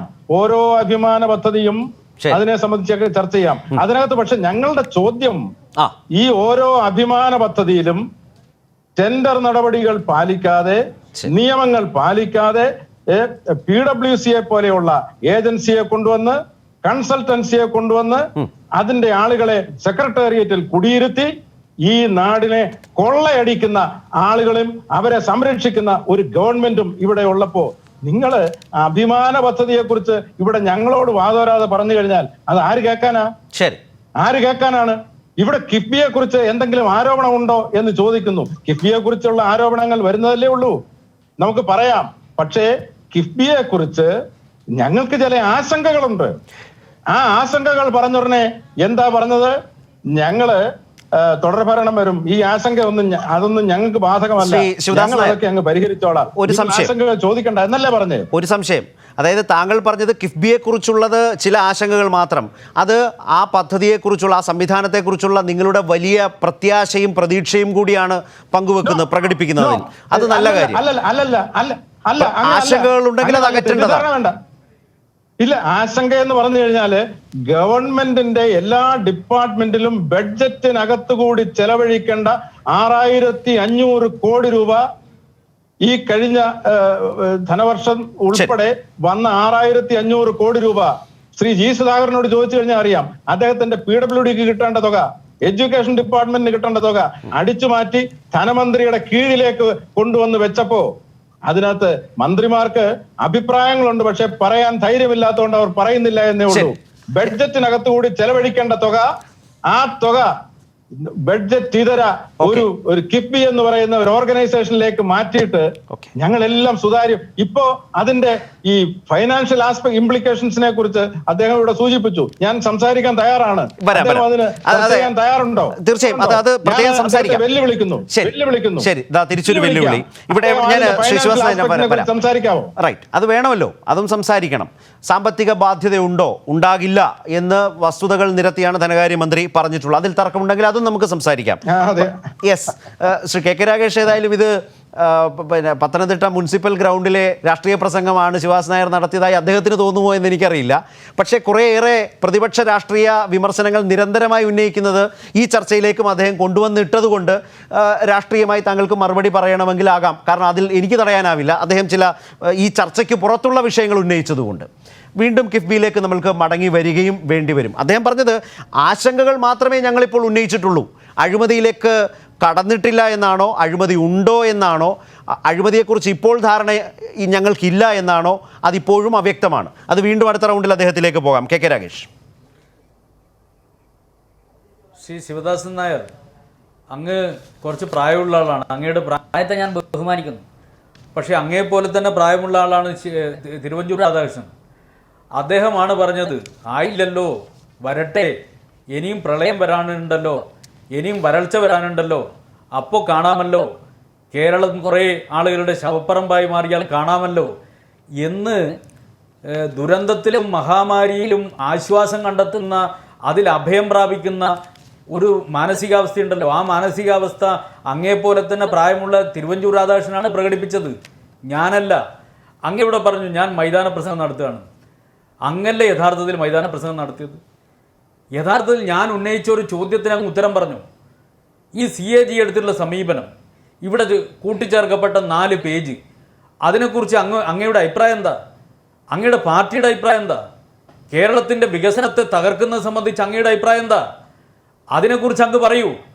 അത് പറയുന്നതിൽ നിന്ന് ഒഴിഞ്ഞു മാറിക്കൊണ്ട് അങ്ങ് വേറെ ചില കാര്യങ്ങളാണ് പറയുന്നത്. അങ്ങ് എന്തടിസ്ഥാനത്തിലാണ് K-ഫോൺ പോലുള്ള പദ്ധതികൾ ടെൻഡറില്ലാതെയാണ് വർക്ക് അവാർഡ് ചെയ്തതെന്ന് ഏത് കാര്യത്തെ അടിസ്ഥാനപ്പെടുത്തി അങ്ങ് പറയുന്നത്? അങ്ങ് ഈ ചാനലിൽ വന്നിട്ട് നുണ പറയാൻ പാടുണ്ട്. അങ്ങ് കുറച്ച് പ്രായമുള്ള ആളല്ലേ. K-ഫോൺ പദ്ധതി ഉൾപ്പെടെയുള്ള പദ്ധതികൾ ടെൻഡർ ചെയ്തിട്ട് തന്നെയാണ് വർക്ക് അവാർഡ് ചെയ്തിട്ടുള്ളത്. ആ വർക്ക് അവാർഡ് ചെയ്തിട്ടുള്ളത് ബെല്ലിന്റെ നേതൃത്വത്തിൽ കേന്ദ്ര പൊതുമേഖലാ സ്ഥാപനമായിട്ടുള്ള ബെൽ കൺസോർഷ്യം, അവരാണ് ഏറ്റവും കുറഞ്ഞ തുക കോട്ട് ചെയ്തിട്ടുള്ളത്. ആ ബെൽ കൺസോർഷ്യത്തിനാണ് ടെൻഡർ അവാർഡ് ചെയ്തിട്ടുള്ളത്, വർക്ക് അവാർഡ് ചെയ്തിട്ടുള്ളത്. താങ്കൾ ഇങ്ങനെ ചാനലിൽ വന്നിട്ട് മൈതാന പ്രസംഗം ഞാൻ നടത്തുന്നു എന്ന് ആക്ഷേപിക്കുക, എന്നിട്ട് ചാനലിൽ പെരുന്നുണ പറയുക, എന്തൊരു അങ്ങ് തന്നെ സ്വയം ആലോചിക്കുക. അങ്ങ് കുറച്ച് പ്രായമുള്ള ആളല്ലേ, അപ്പൊ ആ നിലയിൽ അങ്ങ് പെരുമാറണ്ടേ? യഥാർത്ഥ വസ്തുതയിലേക്ക് അങ്ങ് വരൂ. കിഫ്ബിയുമായി ബന്ധപ്പെട്ടുകൊണ്ട് ഇപ്പോ CAG എന്തെങ്കിലും ഒരു അഴിമതി ആശങ്കപ്പെടേണ്ട കാര്യമില്ല. കേരളത്തില് കുടുംബങ്ങൾക്ക് വീട് കൊടുത്തു. ആ കുടുംബങ്ങൾക്ക് വീട് കൊടുത്തതിന്റെ കൂട്ടത്തില് ഒരു പദ്ധതി റെഡ് ക്രസന്റ് നടപ്പിലാക്കിയ പദ്ധതി, റെഡ് ക്രസന്റ് ടെൻഡർ ചെയ്തു, അവർ തന്നെ വർക്ക് അവാർഡ് ചെയ്തു. അങ്ങനെ ഒരു പദ്ധതി, ആ പദ്ധതിയിൽ UAE കോൺസുലേറ്റുമായി ബന്ധപ്പെട്ട് നിൽക്കുന്ന ഒരു സ്ത്രീ അല്ലെങ്കിൽ അതിലെ കോൺസുലേറ്റിലെ ഉദ്യോഗസ്ഥർ അവർ കൈക്കൂലി വാങ്ങി എന്നുള്ളതാണ് കേസ്. UAE ഗവൺമെന്റിന്റെ കീഴിൽ പ്രവർത്തിക്കുന്ന റെഡ് ക്രസന്റിന്റെയാണ് പദ്ധതി. അത് അവർ ഇംപ്ലിമെന്റ് ചെയ്യുന്ന പദ്ധതിയാണ്. ആ പദ്ധതി ലൈഫ് മിഷന്റെ ഭാഗമാണ്. അങ്ങേക്ക് അറിയാത്തതല്ലല്ലോ അത്. അതിന്റെ പേരിൽ ലൈഫ് മിഷൻ ആകെ അഴിമതിയാണ്, തട്ടിപ്പാണ്. ഈ നാട്ടിൽ 3 ലക്ഷത്തോളം കുടുംബങ്ങളുണ്ട്. വീട് കിട്ടിയ പാവപ്പെട്ട മനുഷ്യർ, കിടന്നുറങ്ങാൻ വേണ്ടി കൂര കിട്ടിയ പാവപ്പെട്ട മനുഷ്യർ, അവരങ്ങയെക്കുറിച്ച് എന്താ ചിന്തിക്കുക? അതെങ്കിലും അങ്ങ് ആലോചിക്കണ്ടേ? അങ്ങ് പറഞ്ഞു ഇതിലൊക്കെ അഴിമതി. എന്തഴിമതിയാ? ഏതഴിമതിയാ? അങ്ങയുടെ ഘട്ടമാണത്. അങ്ങയുടെ UDF അധികാരത്തിലിരിക്കുന്ന ഘട്ടത്തിലെല്ലാം നടന്നിട്ടുള്ളതാണ് അത്. അങ്ങയുടെ പാർട്ടിക്കാരും നേതാക്കന്മാർ ചെയ്യുന്നത് പോലെയാണ് മറ്റുള്ളവർ ചെയ്യുന്നത് എന്ന് തെറ്റിദ്ധരിക്കരുത്. ഇവിടെ നാട്ടിൽ പദ്ധതി വരുമ്പോൾ എന്തെങ്കിലും ഒരു പദ്ധതി വരുമ്പോൾ അതിൽ കമ്മീഷൻ അടിച്ചു മാറ്റുന്ന അങ്ങയുടെ പാർട്ടി നേതൃത്വത്തിൻ്റെ ഏർപ്പാടാണ്. അതുകൊണ്ട് പുതിയ പദ്ധതികളൊക്കെ വരുമ്പോൾ അതിൽ കമ്മീഷൻ ഉണ്ടാവാം, അതിൽ തട്ടിപ്പുണ്ടാവാം, കിഫ്ബി തട്ടിപ്പുണ്ടാവാം, വരട്ടെ. അങ്ങേ വെച്ച് അങ്ങയുടെ പാർട്ടി നേതൃത്വത്തെ വെച്ച് മറ്റുള്ളവരെ അളക്കാൻ വേണ്ടി വരരുത്. കേരളത്തിൽ അഴിമതിരഹിതമായിട്ടുള്ള ഭരണം നടത്തുന്ന സഖാവ് പിണറായിയുടെ നേതൃത്വത്തിൽ ഇടതുപക്ഷ ജനാധിപത്യ മുന്നണി ഗവൺമെന്റാണ് ഇവിടെ അധികാരത്തിലുള്ളത്. ഉമ്മൻചാണ്ടിയുടെ നേതൃത്വത്തിലുള്ള, ചെന്നിത്തലയുടെ നേതൃത്വത്തിലുള്ള അഴിമതിയിൽ മാത്രം മുങ്ങിക്കുളിച്ച സർക്കാരല്ല. ഓർക്കണം, പലരും ഇപ്പോൾ വിജിലൻസ് കേസിലും പല കേസിലുമാണ്. അതിന്റെ കഥകളിലേക്കൊന്നും ഞാൻ പോകുന്നില്ല. അതുകൊണ്ട് എന്താണ് അഴിമതി അങ്ങ് കൃത്യമായിട്ട് പറയുക. ശരി. കിഫ്ബിയുമായി ബന്ധപ്പെട്ട് CAG അഴിമതി ആരോപണം ഇവിടെ പറഞ്ഞിട്ടുണ്ടോ? കിഫ്ബിയുമായി ബന്ധപ്പെട്ട് CAG പറഞ്ഞെന്താ? കിഫ്ബിക്ക് ഫണ്ട് സമാഹരിക്കാൻ പറ്റില്ല, ഇതാ പറഞ്ഞിരിക്കുന്നത്. അങ്ങനെയാണെങ്കിൽ മെട്രോ റെയിൽ കോർപ്പറേഷന് പറ്റില്ല. അങ്ങനെയാണെങ്കിൽ ഇവിടെയുള്ള നിരവധി SPV ഉണ്ട്, റെയിൽ ഡെവലപ്മെന്റ് കോർപ്പറേഷൻ ഉൾപ്പെടെയുള്ള നിരവധി SPV ഉണ്ട്. ആ SPVകൾക്കൊന്നും ഇതേ വാദം വെച്ചാൽ ഫണ്ട് വാങ്ങാൻ പറ്റില്ല, അവർക്ക് കടമെടുക്കാൻ പറ്റില്ല. ഞാൻ ചോദിക്കട്ടെ, കേന്ദ്ര ഗവൺമെന്റ് കീഴിൽ എത്ര സ്ഥാപനമുണ്ട്? NTPC, പവർ ഫിനാൻസ് കോർപ്പറേഷൻ, അതുപോലെ തന്നെ റൂറൽ ഇലക്ട്രിഫിക്കേഷൻ കോർപ്പറേഷൻ, NHPC ഉൾപ്പെടെയുള്ള എത്ര പവർ കമ്പനികൾ? ആ പവർ കമ്പനികളൊക്കെ വിദേശ മാർക്കറ്റിൽ നിന്ന് ബോണ്ട് ശേഖരിക്കുന്നവരാണ്. NTPC മസാല ബോണ്ടിലൂടെ 2016 2600 കോടി റുപ്യ വാങ്ങിയിട്ടുള്ളത് അറിയോ അങ്ങക്ക്? NTPC ഉൾപ്പെടെയുള്ള കമ്പനികൾക്ക് വാങ്ങാം, എന്നാൽ കേരളം ഉണ്ടാക്കിയിട്ടുള്ള കിഫ്ബിക്ക് വാങ്ങിക്കൂടാ. എന്താ ഇത് കേരളം എന്ന് പറയുന്നത് ഇന്ത്യയുടെ ഭാഗമല്ലേ? യഥാർത്ഥ കാര്യം അങ്ങ് മനസ്സിലാക്കണം, അങ്ങയുടെ പാർട്ടി നേതൃത്വം മനസ്സിലാക്കണം. ഈ കേരളത്തില് BJP ഗവൺമെന്റിന് ചിന്തിക്കാൻ വേണ്ടി കഴിയാത്ത, അവർക്ക് ആലോചിക്കാൻ വേണ്ടി കഴിയാത്ത, അങ്ങയുടെ പാർട്ടിക്കും ചിന്തിക്കാൻ വേണ്ടി കഴിയാത്ത വികസനത്തിന്റെ വലിയ വിപ്ലവം ഈ കേരളത്തിൽ നടക്കുന്നു. ബജറ്റിന് പുറത്ത് 60,000 കോടി രൂപയുടെ വികസനം. ആ വികസനം അങ്ങയെ പോലുള്ള ആളുകൾക്ക് അസൂയ ഉണ്ടാക്കുന്നുണ്ട്, സഹിക്കാൻ പറ്റുന്നുണ്ടാവില്ല. ആ സഹിക്കാൻ പറ്റാത്തതിന് ഇങ്ങനെ ആക്ഷേപിക്കണ്ട. പക്ഷേ കേരളത്തിലെ ജനങ്ങൾ ഈ വികസനത്തിന്റെ കൂടെയാണ് എന്നങ്ങ് മനസ്സിലാക്കി. കേരളത്തിലെ ജനങ്ങൾ കിഫ്ബിയുടെ കൂടെയാ. രാകേഷ് ഉന്നയിച്ച ഈ വിശദീകരണ ഈ ഭാഗത്ത് താങ്കൾ പറഞ്ഞതിലെ 2 പ്രധാനപ്പെട്ട ചോദ്യങ്ങൾ ശ്രീ ശിവദാസ് നായരിലേക്ക്, അതിനുശേഷം ഞാൻ ശ്രീ ജോർജ് ജോസഫിലേക്കും വരാം. അതായത് താങ്കൾ രാകേഷ് ചോദിച്ചൊരു പ്രധാനപ്പെട്ട കാര്യം, ഇപ്പോൾ CAG 4 പേജുകൾ, CAGയെ പോലൊരു സ്ഥാപനം, പദവി, സംവിധാനം 4 പേജുകൾ ഒരു സംസ്ഥാനത്തിനെതിരെ എഴുതി ചേർത്തു എന്ന് പറയുന്ന ഒരു ആരോപണം ഉന്നയിച്ചാൽ ആ ഭാഗത്തേക്ക് താങ്കൾ പോയിട്ടേ ഇല്ല എന്നുള്ളതാണ് അദ്ദേഹത്തിൻ്റെ ഒരു വിമർശനം. വ്യക്തിപരമായി താങ്കളെക്കുറിച്ച് പറഞ്ഞതിനെ താങ്കൾ അപ്പോൾ തന്നെ അത് കൗണ്ടർ ചെയ്തുകൊണ്ട് പറഞ്ഞത് ഞാൻ കേട്ടു. അത് താങ്കൾ ഇനിയും വിശദീകരിക്കുന്നുണ്ടെങ്കിൽ അതുമാവാം. ഒന്നത്, CAGയുടെ 4 പേജ് മറുപടി ഇല്ലാതെ എഴുതി ചേർത്തു എന്ന് പറയുന്ന ഭാഗം, അത് കേരളത്തിൻ്റെ പൊതു താല്പര്യത്തിനെതിരല്ലേ? അങ്ങനെ ഒരു പ്രശ്നമുണ്ട് എങ്കിൽ അതിൽ പ്രതിപക്ഷവും UDFും LDFും ഒക്കെ ഒന്നിച്ചു നിൽക്കേണ്ടതല്ലേ? 1. 2, ആശങ്കയ്ക്കപ്പുറം കിഫ്ബി അതിൻ്റെ അഴിമതി സ്പെസിഫിക്കായി ആരോപണമായി മുന്നോട്ട് വെക്കാൻ എന്താണ് പ്രതിപക്ഷത്തിന്, വിശേഷിച്ച് UDFിനുള്ളത്? ഞാൻ ചെറുപ്പക്കാരനായ രാകേഷ് പറഞ്ഞതിനോട് അതേ നിലയിൽ ഞാൻ പറയാൻ ആഗ്രഹിക്കുന്നില്ല. അദ്ദേഹം വളരെ ചെറുപ്പമല്ലേ, ഒരു യുവത്വം തുളുമ്പുന്ന അദ്ദേഹം പറഞ്ഞുകൊള്ളട്ടെ. അദ്ദേഹത്തിന്റെ ആ ഒരു പ്രസരിപ്പാണ് അതിന്റെ ഒരു ഭാഗമായിട്ട് മാത്രമേ ഞാൻ അതിനെ കാണുന്നുള്ളൂ. അതുകൊണ്ട് ഞാൻ അതിനെ അതേ നിലയിൽ കാണാൻ ആഗ്രഹിക്കുന്നില്ല. പക്ഷേ ഒരു കാര്യമുണ്ടല്ലോ, ഈ ലൈഫ് മിഷനിൽ അതിന്റെ ഫ്ലാറ്റ് സമുച്ചയത്തിൽ റെഡ് ക്രസന്റ് ഒരുപാട് ചർച്ച ചെയ്ത വിഷയമാണ്. നമ്മുടെ അതിനെക്കുറിച്ച് വിശദമായി പോകാതിരിക്കുന്നില്ല. അതിനകത്ത് കിട്ടിയ തുക അത് കൺസൾട്ടൻസി അല്ല, അത് ഈ കോൺസുലേറ്റുമായി ബന്ധപ്പെട്ട ഒരു സ്ത്രീ അടിച്ചോണ്ട് പോയിന്ന്. കോൺസുലേറ്റുമായിട്ട് ബന്ധപ്പെട്ടതല്ല അത്. മുഖ്യമന്ത്രിയുടെ ഓഫീസിന്റെ താഴെ അവിടെ തന്നെ മുഖ്യമന്ത്രിയുടെ അറിവോടെ കേരള ഗവൺമെന്റിന്റെ എംബ്ലം വെച്ച വിസിറ്റിംഗ് കാർഡ് ഉൾപ്പെടെ കഴുത്തെ തൂക്കിയിട്ടുണ്ട്. എല്ലാ ചർച്ചകളിലും എല്ലാ മീറ്റിങ്ങുകളിലും ഒരു നടത്തിപ്പുകാരിയായി കൊണ്ടു നടന്ന ആള് 4.5 കോടി രൂപ നമ്മളുടെ സംസ്ഥാനത്തെ ജനങ്ങൾ, പാവപ്പെട്ട ജനങ്ങൾക്ക് കിട്ടേണ്ട 4.5 കോടി രൂപ അടിച്ചു മാറ്റിക്കൊണ്ടുപോയത് എന്റെ കുഴപ്പമാ? PWCയെ കൊണ്ടുവന്നത് എന്റെ കുഴപ്പമാ? സ്പ്രിംഗ്ലറിനെ കൊണ്ടുവന്നത് എന്റെ കുഴപ്പമാ? ഇതൊക്കെ ആരോപണമാണോ? യാഥാർത്ഥ്യങ്ങളായി പിന്നെ മാറിയില്ലേ? അന്ന് ആദ്യം ആരോപണങ്ങളായി, പിന്നെ അതൊക്കെ ആരോപണങ്ങൾ അല്ലാതെയായി യാഥാർത്ഥ്യങ്ങളായി മാറിയില്ലേ? ഞാൻ ചോദിക്കട്ടെ, കിഫ്ബി ആക്ടിന്റെ അടിസ്ഥാനത്തിൽ നോക്കിയാൽ ബിസിനസ് ഒരു ട്രാൻസാക്ഷൻ ബിസിനസ് ട്രാൻസാക്ഷൻ നടത്താൻ പറ്റുമോ? പറ്റത്തില്ലല്ലോ. നിയമപരമായിട്ട് തന്നെ തെറ്റല്ലേ? പക്ഷേ കിഫ്ബി തന്നെ SBI മാഗ്നം മ്യൂച്വൽ ഫണ്ടിൽ നിക്ഷേപിക്കുന്നു. മ്യൂച്വൽ ഫണ്ടിനെ കുറിച്ച് എന്താണ് CPM-ന്റെ നിലപാടെന്ന് CPM-ന്റെ വെബ്സൈറ്റ് പോയി ഒന്ന് നോക്കൂ. മ്യൂച്വൽ ഫണ്ട് എന്താണ് നിലപാടെന്ന്. അതിനെ എതിർക്കുന്ന പാർട്ടി ഇല്ലേ? അതിനെ എതിർക്കുന്ന പാർട്ടി തന്നെ മ്യൂച്വൽ ഫണ്ടിൽ നിക്ഷേപിക്കുന്നു. ഗവൺമെന്റ് ഓൺഡ് ബാങ്കുകളിൽ നിന്ന് വായ്പ എടുക്കുന്ന പണം അത് 9.72 മസാല ബോണ്ടിൽ വരുമ്പോ അതിനെക്കാട്ടിൽ കുറഞ്ഞ പലിശയ്ക്ക് ഇവിടെ കിട്ടും എന്നിരിക്കെ മസാല ബോണ്ടിൽ നിന്ന് കിട്ടിയ പണം ഉൾപ്പെടെ യെസ് ബാങ്കിലും, യെസ് ബാങ്ക് ഇപ്പോൾ സ്കാനറിലാണ്, ബ്ലാക്ക് ലിസ്റ്റിലേക്ക് പോകാൻ പോകുന്ന ഒരു ബാങ്കാണ് യെസ് ബാങ്ക്.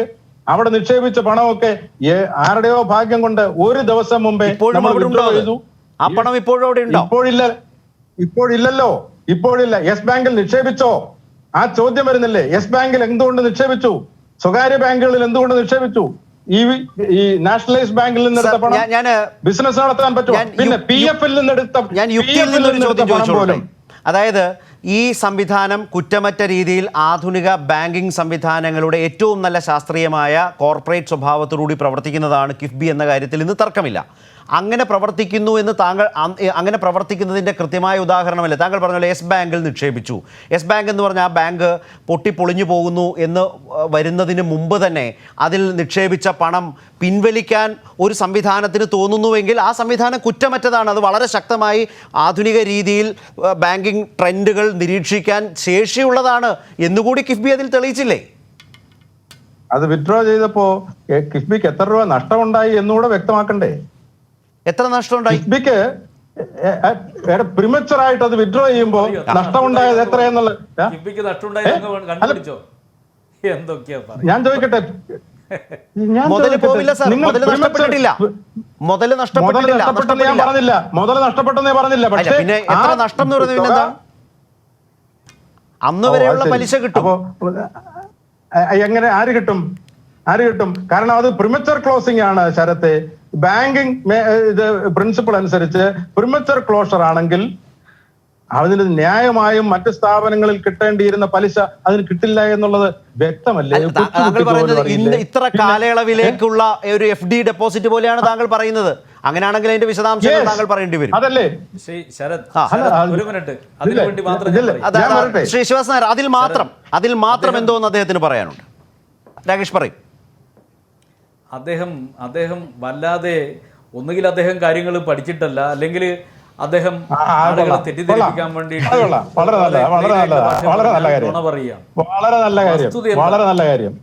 യെസ് ബാങ്കിൽ നിക്ഷേപിച്ച പണം മെച്ചൂർ ആയതിനു ശേഷമാണ് ആ പണം വിഡ്രോ ചെയ്തിട്ടുള്ളത്. അങ്ങ് പരിശോധിക്കുക. ഞാൻ ചാനൽ ചർച്ചയിൽ വന്നിട്ട് അങ്ങ് ചെയ്യുന്ന പോലെയല്ല. മെച്ചൂർ ആയതിന്റെ തൊട്ടടുത്ത ദിവസമാണ് ട്രാൻസ്ഫർ ചെയ്യുന്നത്. മെച്ചൂർ ആയതിന്റെ തൊട്ടടുത്ത ദിവസമാണ് അത് പിൻവലിക്കുന്നത്. കാരണം യെസ് ബാങ്ക് പ്രതിസന്ധിയിലേക്ക് പോവുകയാണ്. അത് ബാങ്കിങ് മേഖലയുമായി ബന്ധപ്പെട്ടുകൊണ്ട് ഇത്തരം കാര്യങ്ങളൊക്കെ അങ്ങനെ വീക്ഷിക്കുമ്പോൾ അത് പ്രതിസന്ധിയിലേക്ക് പോകുന്നു കണ്ട് ഉടനെ തന്നെ മെച്ചൂർ ആയതിന്റെ തൊട്ടടുത്ത പണം മുഴുവൻ വിഡ്രോ ചെയ്യാണ് കിഫ്ബി. അതാ വസ്തുത. ഒരു റുപ്യ നഷ്ടപ്പെട്ടിട്ടില്ല. You are depositing in private banks even now. എന്താണ് CPM ഈ മ്യൂച്വൽ ഫണ്ടിനെ കുറിച്ച്? PF ഫണ്ട് മ്യൂച്വൽ ഫണ്ടിൽ നിക്ഷേപിച്ചതിനെതിരെ CPM എന്ത് നിലപാടെടുത്തു? ഇളമരം കരീം എന്തായിരുന്നു അതിനെക്കുറിച്ച് സമരം നടത്തിയ ഇളമരം കരീം? ശ്രീ ശിവദാസ് നായർ ഒന്ന് രണ്ട് കാര്യങ്ങൾ. അതായത് മെച്യൂർഡ് ആയതിനു ശേഷം, മെച്യൂർ ആയതിനെ തുടർന്നാണ് ക്ലോസ് ചെയ്തതെന്ന് രാകേഷ് പറഞ്ഞ അദ്ദേഹത്തിന്റെ ഉറച്ച ബോധ്യമാണ് ഇവിടെ അവതരിപ്പിച്ചത്. അങ്ങനെയാണെങ്കിൽ പോലും നല്ലതല്ലേ? ശരി, താങ്കൾ അല്ലാന്ന് അങ്ങനെയാണെങ്കിൽ പോലും നല്ലതല്ലേ? കാരണം ആ ഫണ്ട് വീണ്ടും ഡെപ്പോസിറ്റ് ചെയ്യാമല്ലോ. അതിന് കിഫ്ബി മുതിരാതെ ആ പണം ക്ലോസ് ചെയ്തു എന്ന് പറയുന്നതും അവരെ സംബന്ധിച്ച് അവരുടെ ഒബ്സർവേഷന്റെ ഒരു ക്വാളിറ്റിയായി വേണമെങ്കിൽ കാണാൻ താങ്കൾക്ക് കാണാതിരിക്കാം. രണ്ടാമത്തെ കാര്യം, നിങ്ങൾ കോട്ടക് മഹീന്ദ്രയിൽ ഞാനതാണ് പറയാൻ വന്നത്. കോട്ടക് മഹീന്ദ്രയിലുണ്ട്. നിങ്ങൾ പല സ്വകാര്യ ബാങ്കുകളിലുമാണ് നിക്ഷേപിച്ചിരിക്കുന്നത്. ഇതൊക്കെ മന്ത്രി തന്നെ പറയുന്നത് വ്യക്തമല്ലേ? നിയമസഭ പാസാക്കിയ നിയമങ്ങളുടെ അടിസ്ഥാനത്തിൽ പ്രവർത്തിക്കുന്ന ഒരു കോർപ്പറേറ്റ് ബോഡിയാണ് എന്ന് തന്നെയല്ലേ സർക്കാർ അതിനെ വിശേഷിപ്പിക്കുന്നത്? അതിന് മാർക്കറ്റിംഗ് രീതികൾക്കനുസരിച്ച് പ്രവർത്തിച്ചുകൂടെ? തീർച്ചയായും മാർക്കറ്റിംഗ്. പക്ഷേ ഈ മാർക്കറ്റിംഗ് രീതികൾ ബിസിനസ് നടത്തുന്ന സ്ഥാപനത്തിന് സോവറിൻ ഗ്യാരണ്ടി കേരള ഗവൺമെന്റാണ് കൊടുത്തിരിക്കുന്നത്. സോവറിൻ ഗ്യാരണ്ടി കേരള ഗവൺമെന്റിന്റെ ഗ്യാരണ്ടിയിലാണ് നിങ്ങൾ മസാല ബോണ്ട് എടുത്തത്. സോവറിൻ ഗ്യാരണ്ടിയുടെ അടിസ്ഥാനത്തിലാണ് നിങ്ങൾ നബാർഡിൽ നിന്ന് വായ്പ എടുത്തത്, SBI നിന്ന് വായ്പ എടുത്തത്, ഇന്ത്യൻ ബാങ്കിൽ നിന്ന് വായ്പ എടുത്തത്. നിങ്ങൾ വായ്പ എടുത്തത് സോവറിൻ ഗ്യാരണ്ടി അതായത് കേരളത്തിലെ ജനങ്ങളെ ജാമ്യം നിർത്തിയാണ് നിങ്ങൾ ഈ വായ്പ അതുകൊണ്ട് ഈ നമ്മുടെ കേരളത്തിൽ എന്തൊക്കെയാണ് ഉണ്ടായത്? ഒരു ഹൈടെക് സ്കൂളുകൾ, ആശുപത്രികൾ, മുമ്പ് പറഞ്ഞ വൈറ്റില കുണ്ടന്നൂർ മേൽപ്പാലങ്ങൾ, സ്റ്റേഡിയങ്ങൾ, 17 തിയേറ്ററുകൾ ഉണ്ടാക്കിയില്ലേ? ആശുപത്രി സംവിധാനങ്ങൾ, 17 തിയേറ്റർ. ഇതൊന്നും ഈ ആസ്തി വികസനത്തിന് ഉണ്ടാകാതിരുന്നല്ലേ? കേരളത്തിന്റെ ഈ ആസ്തി അടിസ്ഥാന വികസനത്തിന് ഇതല്ലാതെ വേറെ ഏത് തരത്തിൽ നമ്മൾക്ക് ഇതുപോലൊരു കഷ്ടകാലത്തിൽ ചെയ്യാനാകും? നമ്മുടെ പ്രതിസന്ധികളൊന്നും ഈ അടിസ്ഥാന സൗകര്യ വികസനത്തെ തടസ്സപ്പെടുത്തിയിട്ടേ ഇല്ലല്ലോ. ശരത്തെ ADB വായ്പ വന്നപ്പോ എന്തായിരുന്നു CPM പറഞ്ഞതും അച്യുതാനന്ദൻ പറഞ്ഞതും? അതൊരു രാഷ്ട്രീയ പ്രശ്നമായിട്ടല്ലേ നമ്മുടെ അല്ല ADB വായ്പ വന്നപ്പോ നിങ്ങൾ പറഞ്ഞു ഇവിടെ കോഓപ്പറേറ്റീവ് ബാങ്ക്സിന്റെ കൺസോർഷ്യം ഉണ്ടാക്കി അതിൽ നിന്ന് വായ്പ എടുക്കാമെന്നിരിക്കെ പ്രത്യയശാസ്ത്ര വ്യതിചലനം എന്ന കോൺഗ്രസിന്റെ ആക്ഷേപമോ അല്ലെങ്കിൽ അത്തരം ഒരു വിഷയമോ അല്ല നമ്മൾ ചർച്ച ചെയ്യുന്നത്.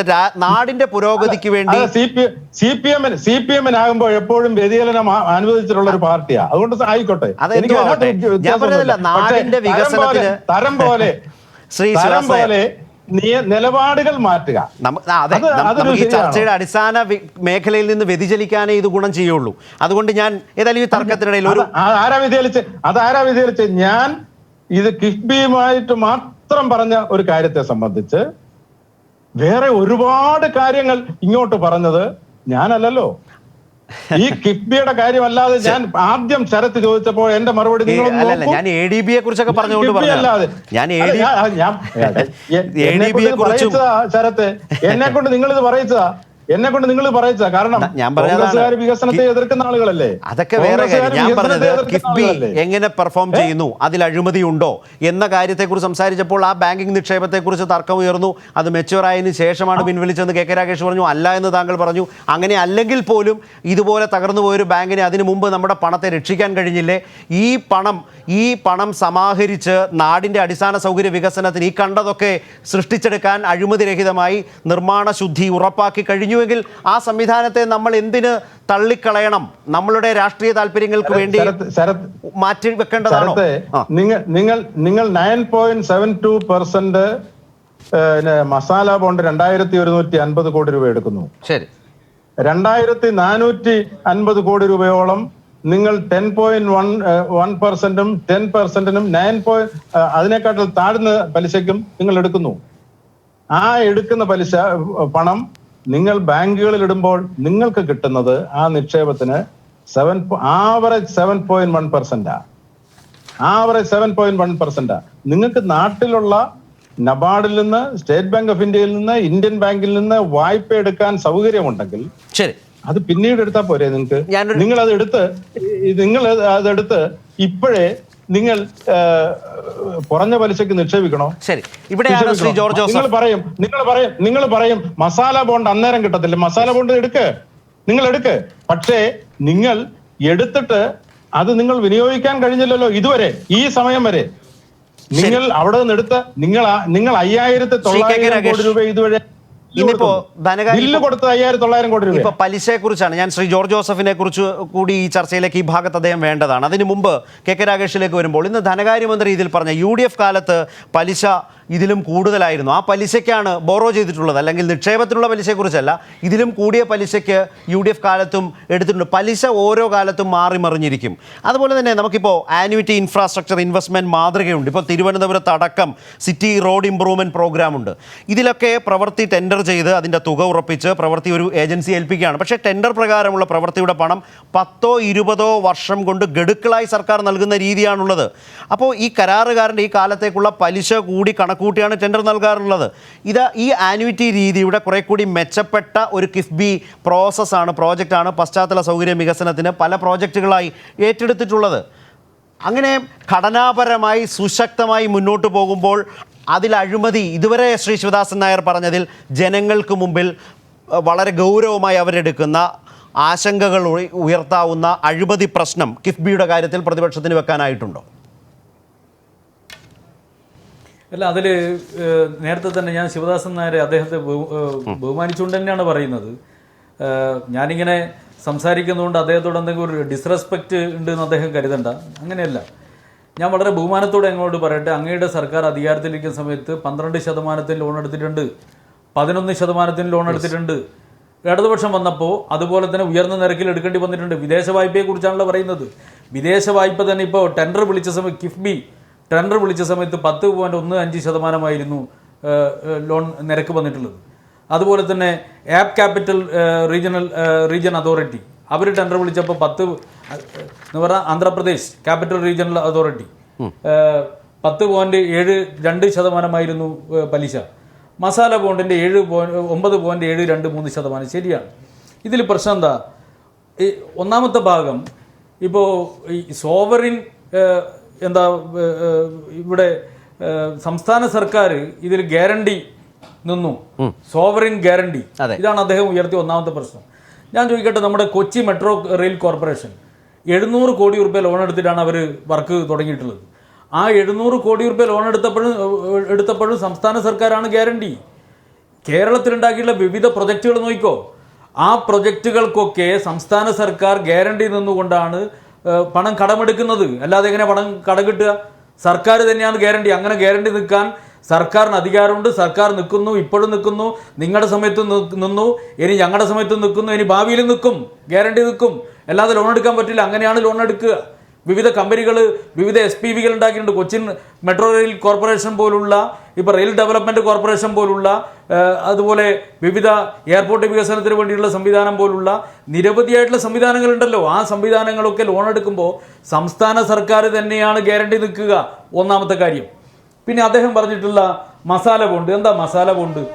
മസാല ബോണ്ട് എന്ന് പറഞ്ഞാൽ മറ്റ് ബോണ്ടുകളെ പോലെയല്ല, ഡോളറിൽ പണം കൈകാര്യം ചെയ്യുന്നതല്ല മസാല ബോണ്ട്. മസാല ബോണ്ട് എടുത്തു കഴിഞ്ഞാൽ, അതിൻ്റെ അടിസ്ഥാനത്തിൽ ലോൺ എടുത്തു കഴിഞ്ഞാൽ ഇന്ത്യൻ റുപ്പീസിലാണ് തിരിച്ചടവ് കണക്കൂട്ടുന്നത്.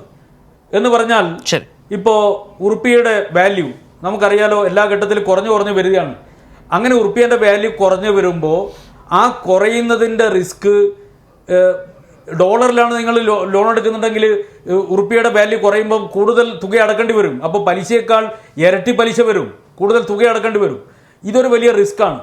ആ റിസ്ക് ഫാക്ടർ ലോൺ നൽകുന്നവർക്കായിരിക്കും, അല്ലാതെ കിഫ്ബിക്കല്ല റിസ്ക് ഉണ്ടാവുന്നത്. അപ്പോൾ ആ റിസ്ക് ഫാക്ടറിൻ്റെ ഭാഗം ഒന്നാമത്തെ പ്രശ്നമുണ്ട്. രണ്ടാമത്തെ ഭാഗം, ഇപ്പോൾ ഇതേ ഘട്ടത്തിൽ തന്നെ ഡോളർ നിരക്കിൽ ലോൺ എടുത്തുള്ള വിവിധ കമ്പനികളുടെ കഥ ഞാൻ പറയുക. അതിൽ JSW steel, GMR Hyderabad international airport, അതുപോലെ ജൂബിലൻ ഫാർമ, ഇവരൊക്കെ ഡോളർ നിരക്കിൽ ആ ഘട്ടത്തിൽ ലോൺ എടുത്തപ്പോൾ പലിശ 5.95, 5.37, 6% എന്നിങ്ങനെയായിരുന്നു. എന്നാൽ ഈ ഇപ്പോൾ ഉള്ള പലിശ സംസ്ഥാന കിഫ്ബി എടുത്തപ്പോഴും 9.723%. അത് ഉറുപ്പിയുടെ നിരക്ക്, അത് ഡോളർ നിരക്കിലേക്ക് കൺവേർട്ട് ചെയ്യുമ്പോൾ യഥാർത്ഥ പലിശ എന്ന് പറയുന്നത് ഡോളർ നിരക്കിൽ നിന്ന് ഉറുപ്പിയുടെ നിരക്കിലേക്ക് കൺവേർട്ട് ചെയ്യുമ്പോൾ 4.68% മാത്രമേ വരൂ. ഇതാണ് വസ്തുത. പ്രതിപക്ഷ നേതാവ് കാര്യമറിയാതെ എന്തെങ്കിലും വിളിച്ചു പറയുമ്പോൾ അതിനനുസരിച്ച് നമ്മൾ ചാനലിൽ വന്നിട്ട് അതേപടി ആവർത്തിച്ചുകൊണ്ട് കാര്യമില്ല. വസ്തുത പറയട്ടെ, ഇതിൽ എന്താ അഴിമതി? അങ്ങനെയാണ് CAG പറയണ്ടേ. ഇങ്ങനെ ലോൺ എടുത്തതിൽ തകരാറുണ്ട്, കൂടുതൽ തുകക്കാണ് ലോൺ എടുത്തിട്ടുള്ളത്, CAG റിപ്പോർട്ടിലെ പറയണ്ടേ. CAG റിപ്പോർട്ടിൽ ഒറ്റ കാര്യം പറയുന്നുള്ളൂ, ഭരണഘടനാപരമായി കിഫ്ബിക്ക് ലോൺ എടുക്കാൻ പാടില്ല. ഇതല്ലേ പറയേണ്ടത്, അതല്ലേ CAG പറയുന്നുള്ളൂ. അല്ലാതെ ഈ പറഞ്ഞ അഴിമതി നടന്നു, കിഫ്ബിയെ സംബന്ധിച്ച് അഴിമതി നടന്നു CAG പറഞ്ഞോ? അങ്ങനെയാണ് CAG പറയില്ലേ?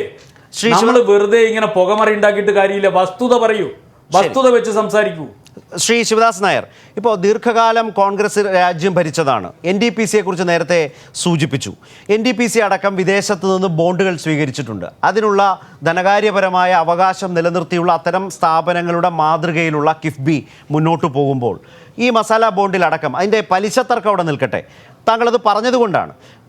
റിസർവ് ബാങ്കിൻ്റെ അനുമതിയോട് കൂടി തന്നെയാണ് പോയിട്ടുള്ളത്. അതിന് ആ നിലയിലുള്ള വിവരങ്ങൾ പറഞ്ഞു. നിയമസഭയുടെ നിയമത്തിൻ്റെ അടിസ്ഥാനത്തിൽ വന്നിട്ടുള്ള കോർപ്പറേറ്റ് ബോഡിയാണ്, ഒരു ഗവൺമെൻറ് ഇൻസ്ട്രുമെൻ്റാണ്, അതല്ലാതെ സർക്കാരല്ല.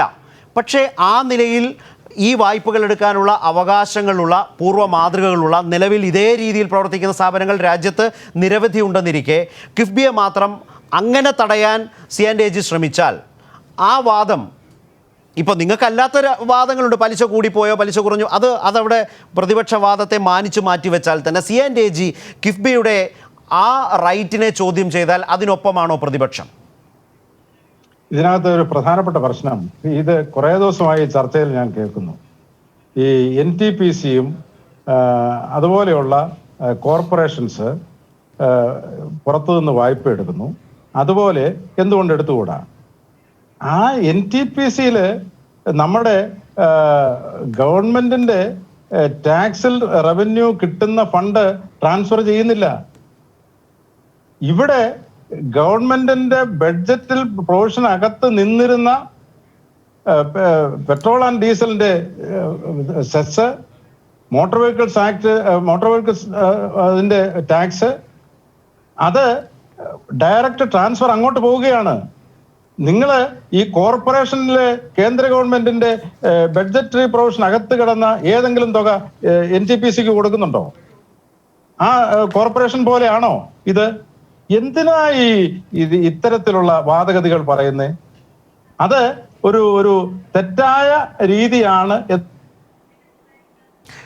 റൈറ്റ്. ശ്രീ ജോർജോസ്, ശ്രീ ശിവദാസ് നായർ, താങ്കളുടെ സൂം കണക്ഷനിലൊരു കട്ട് കാണിക്കുകയാണ്, അതുകൊണ്ടാണ് ഈ വന്നത്. താങ്കൾ പറഞ്ഞതിൽ ചില വിമർശനങ്ങൾ അല്ലെങ്കിൽ അതിന് ചില വിശദീകരണങ്ങൾ കൂടി വന്നിട്ടുള്ളത്, മസാല ബോണ്ട് ഇറക്കുന്നതിന് സംസ്ഥാനത്തിന് അധികാരമില്ല എന്ന് പറഞ്ഞത് അടക്കമുള്ള C&AGയുടെ നിലപാടുകൾ നിയമപ്രകാരം കൊടുക്കേണ്ട പണവും ബജറ്റിൽ വകവെച്ച് നൽകി തന്നെയാണ് കിഫ്ബി വഴി ഏറ്റെടുക്കുന്ന പദ്ധതികൾ മുന്നോട്ട് പോയിട്ടുള്ളത്. അതെല്ലാം ബജറ്റിൽ പ്രഖ്യാപിച്ചിട്ടുള്ളതാണ്. കിഫ്ബി വായ്പകൾ സംസ്ഥാന സർക്കാരിൻ്റെ പ്രത്യക്ഷ ബാധ്യതകളുമല്ല, കണ്ടിജന്റ് ബാധ്യതകൾ മാത്രമാണ്. ഇപ്പോൾ C&AG ഓഡിറ്റ് നടക്കുമ്പോൾ കിഫ്ബി എടുത്ത ആകെ വായ്പകൾ 3000-ൽ പരം കോടി രൂപയാണ്. എന്നാൽ അതിനേക്കാൾ കൂടുതൽ തുക, താങ്കൾ പറഞ്ഞ പോലെ ബഡ്ജറ്ററി പ്രൊവിഷൻ ഉണ്ടോ എന്നൊക്കെ ചോദിച്ചുകൊണ്ടാണ്, അതിനേക്കാൾ കൂടുതൽ തുക നികുതി വിഹിതമായി സർക്കാർ ഈ സംവിധാനത്തിലേക്ക് നൽകിയിട്ടുണ്ട്. സർക്കാർ നൽകിയ 2500 കോടി രൂപയുടെ കോർപ്പസ് ഫണ്ട് കൂടി ചേർത്താൽ 5871 കോടി രൂപ കിഫ്ബിക്ക് ബജറ്റ് രേഖപ്രകാരം തന്നെ കൊടുത്തിട്ടുണ്ട്. അപ്പോൾ അങ്ങനെ ഒരു സാഹചര്യം ഒരു ഭാഗത്ത്. അതുപോലെ തന്നെ ഈ കിഫ്ബിയുടെ ഈ തിരിച്ചടവുമായി ബന്ധപ്പെട്ട് വളരെ കൃത്യമായി മുമ്പ് പറഞ്ഞതുപോലെ ഈ ഫ്യുവൽ സെസ് വഴിയും അതുപോലെ മോട്ടോർ ടാക്സിൻ്റെ ഭാഗവും നിശ്ചിത നികുതി വിഹിതമായി എല്ലാ വർഷവും കിഫ്ബിക്ക് കൊടുക്കുകയാണ്. ഇതുകൊണ്ട് കിഫ്ബിയുടെ ഈ ആന്വിറ്റി രീതിയുടെ വിപുലമായ രൂപമായി തന്നെ മുന്നോട്ട് പോകാൻ കഴിയുന്നതും അതുകൊണ്ടാണ്. കെ രാഗേഷ്, ഇതിൽ C&AGയുടെ ഈ തർക്കം അതിന് ഒരു തരത്തിലും സർക്കാർ അംഗീകരിച്ചു കൊടുക്കുന്ന പ്രശ്നമില്ല. സർക്കാരിന് നിയമസഭ പാസാക്കിയ നിയമങ്ങളുടെ അടിസ്ഥാനത്തിൽ പോകാൻ കിഫ്ബിക്ക് അതിൻ്റെതായ റൈറ്റ് ഉണ്ട്. അതല്ലേ മന്ത്രി പറഞ്ഞതിൽ ഒരു പ്രധാനപ്പെട്ട കാര്യം. അതിൽ നിയമപരമായി തന്നെ ഏതറ്റം വരെയും പോയി തർക്കിക്കാൻ അല്ലെങ്കിൽ അതിനെ ചോദ്യം ചെയ്യാനും തയ്യാറെടുത്താണോ സർക്കാർ നിൽക്കുന്നത്? രണ്ടാമത്തെ കാര്യം, ഇതിൽ ഏതെങ്കിലും തരത്തിൽ പ്രതിപക്ഷം ഈ രൂപത്തിൽ മുന്നോട്ട് പോയാൽ ഉണ്ടാകുന്ന ഒരു ആളോഹരി കടം കൂടുന്നു, കേരളത്തിൻ്റെ സ്ഥിതി അതീവ ഗുരുതരമാകുന്ന സാഹചര്യം സൃഷ്ടിക്കുന്നു എന്ന് പറഞ്ഞൊരു ബാധ്യതയാണ് എന്ന ആശങ്കയാണ് ആളുകൾ സൃഷ്ടിക്കാൻ ശ്രമിക്കുന്നതെങ്കിൽ എങ്ങനെയാവും വരും ദിവസങ്ങളിൽ അത് വിശദീകരിച്ചു പോവുക? ഈ നേട്ടങ്ങളൊക്കെയുണ്ട്, ഈ ഭൗതിക നേട്ടങ്ങളൊക്കെ നമ്മുടെ നാട്ടിൽ വളരെ വ്യക്തമായി നിൽക്കുന്നുണ്ട്. പക്ഷേ ഈ ആശങ്കയാണ് സൃഷ്ടിക്കാൻ ശ്രമിക്കുന്നതെങ്കിൽ എങ്ങനെ അതിനെ നേരിടും? എങ്ങനെ അതിന് മറുപടി പറയും? ഒന്നുകിൽ അത് സാമ്പത്തിക ശാസ്ത്രത്തെക്കുറിച്ച് അറിയാത്തതുകൊണ്ടാണ്, അതല്ലെങ്കിൽ വളരെ ബോധപൂർവം ആളുകളെ തെറ്റിദ്ധരിപ്പിക്കുന്നുകൊണ്ടാണ് ഇത്തരത്തിലുള്ള പ്രചരണം നടത്തുന്നത്. അങ്ങ് തന്നെ ഇവിടെ പറഞ്ഞു ആന്വിറ്റി സ്കീം മോഡൽ. എന്താണത്? അതായത് ഒരു 25 വർഷത്തേക്ക് ഒരു പദ്ധതി നടപ്പിലാക്കാൻ വേണ്ടി പറയുക. അങ്ങനെ നടപ്പിലാക്കുമ്പോൾ 25 വർഷം കൊണ്ട് അതിൻ്റെ ടെൻഡർ തുക അടച്ചു തീർക്കുക, അതിനുള്ള പലിശ ഉൾപ്പെടെ കണക്കാക്കിക്കൊണ്ട് ടെൻഡർ എടുക്കുന്നു, ഒരാൾ വർക്ക് ചെയ്യുന്നു, 25 വർഷം കൊണ്ട് അടച്ചു തീർക്കുന്നു. അപ്പോൾ അപ്പോൾ അതിനു വേണ്ടിയുള്ള 25 വർഷം കൊണ്ട് ആ ഒരു പ്രത്യേക മേഖലക്ക് ചെലവഴിക്കുന്നതിന് വേണ്ടിയുള്ള ആകെ തുകയാണ് ഘട്ടം ഘട്ടമായി 25 വർഷം കൊണ്ട് അടച്ചു തീർക്കുന്നത്. അപ്പോൾ ഇതൊരു ആന്വിറ്റി സ്കീം, എല്ലാവരും അംഗീകരിച്ചിട്ടുള്ള സ്കീമാണ്. അതൊന്നും നിയമവിരുദ്ധമല്ല. നിയമപരമായിട്ട് തിരുവനന്തപുരം അവിടെയുള്ള സിറ്റി റോഡ് പദ്ധതിയുടെ ഭാഗമായി ഏറ്റവും ഫലപ്രദമായി നടപ്പിലാക്കിയിട്ടുള്ള പദ്ധതിയാണ്. ഇംപ്രൂവ്മെന്റ് സ്കീമിന്റെ ഭാഗമായി നടപ്പിലാക്കിയിട്ടുള്ള പദ്ധതിയാണ്. അപ്പോൾ അതിന്റെ ഭാഗമായിട്ടാണ് ഇങ്ങനെയുള്ള നിരവധി ഇൻഫ്രാസ്ട്രക്ചർ പ്രോജക്റ്റ് വരുമ്പോൾ സംസ്ഥാന സർക്കാരിന്റെ ബാധ്യത എന്താ? സംസ്ഥാന സർക്കാർ ആദ്യം തന്നെ ബജറ്റിൽ പ്രഖ്യാപിക്കുന്നു പെട്രോളിയം സെസ്, അതുപോലെ തന്നെ മോട്ടോർ വാഹന നികുതിയുടെ 50%. ഇത്രയും തുക നൽകുന്നു. ഇത്രയും തുക നൽകി അതിന്റെ ഭാഗമായി ഒരു 25 വർഷം അങ്ങോട്ടേക്കുള്ള വികസന പ്രവർത്തനങ്ങൾ ഇപ്പൊ തന്നെ നടത്തുന്നു. അങ്ങനെ നടത്തുമ്പോൾ ഉണ്ടാകുന്ന മാറ്റം എന്താ? ഒന്നാമത്തെ കാര്യം, ഇൻഫ്രാസ്ട്രക്ചർ ഡെവലപ്മെന്റിന്റെ ഭാഗമായിട്ട് വലിയ നിലയിലുള്ള വികാസം ഉണ്ടാകുമ്പോൾ, പശ്ചാത്തല സൗകര്യം വികസിക്കുമ്പോൾ ഇൻവെസ്റ്റ്മെന്റ് വർദ്ധിക്കും. നിക്ഷേപം വർദ്ധിക്കുമ്പോൾ സ്വാഭാവികമായിട്ട് തൊഴിൽ വർദ്ധിക്കും. തൊഴിലവസരം വർദ്ധിക്കുമ്പോൾ ആളുകൾക്ക് പണി കിട്ടുമ്പോൾ വരുമാനം ഉണ്ടാവും.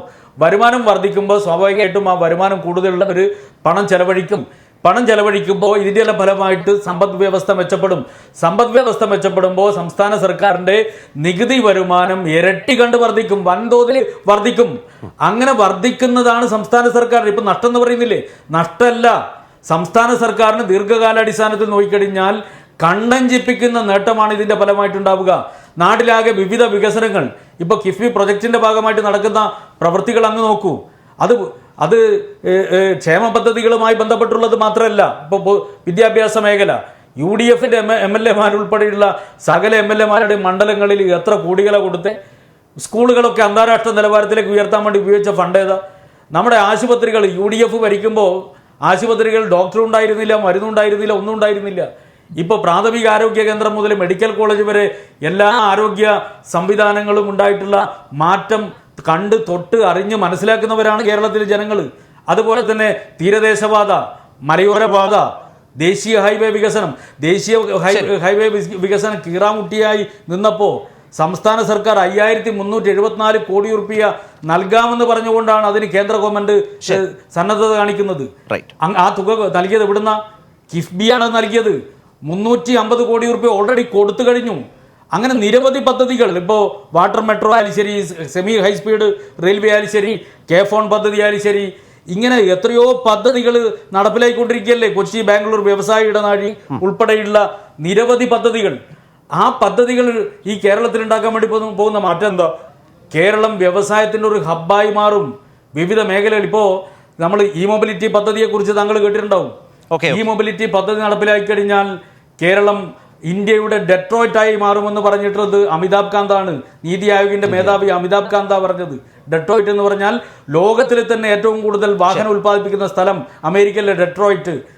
മൊബിലിറ്റി പദ്ധതി നടപ്പിലാക്കിയ കേരളം ഇന്ത്യയുടെ ഡെട്രോയിറ്റായി മാറും എന്നാ പറഞ്ഞത്. അപ്പൊ അങ്ങനെയുള്ള കണ്ണഞ്ചിപ്പിക്കുന്ന വികസനം ഉണ്ടാകുമ്പോൾ സ്വാഭാവികമായിട്ട് സാമ്പത്തിക വളർച്ചയും നികുതി വരുമാനം വർദ്ധിക്കും.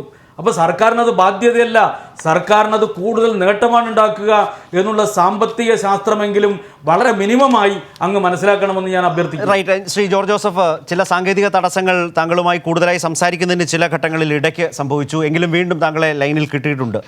ഇതിൽ ഈ രേഖകൾ പരിശോധിച്ചാൽ കിഫ്ബിയുടെ ഈ അസറ്റ് ലയബിലിറ്റി മാച്ചിങ് അത് വളരെ ശ്രദ്ധിച്ച് ഈ അസറ്റ് ലയബിലിറ്റി എന്നത് അസറ്റിനെ മറികടന്നു പോകാത്ത വിധം ഒരു പ്രൊപ്പോർഷനേറ്റായിട്ട് കൊണ്ടുപോകാനുള്ളൊരു ശ്രമം പൊതുവിൽ നടത്തിയിട്ടുണ്ട്. മാത്രമല്ല 15-20 വർഷം കൊണ്ടൊക്കെ തിരിച്ചടവ് സാധ്യമാകുന്ന വിധത്തിലുള്ള രീതികളൊക്കെ വന്നിട്ടുണ്ട്.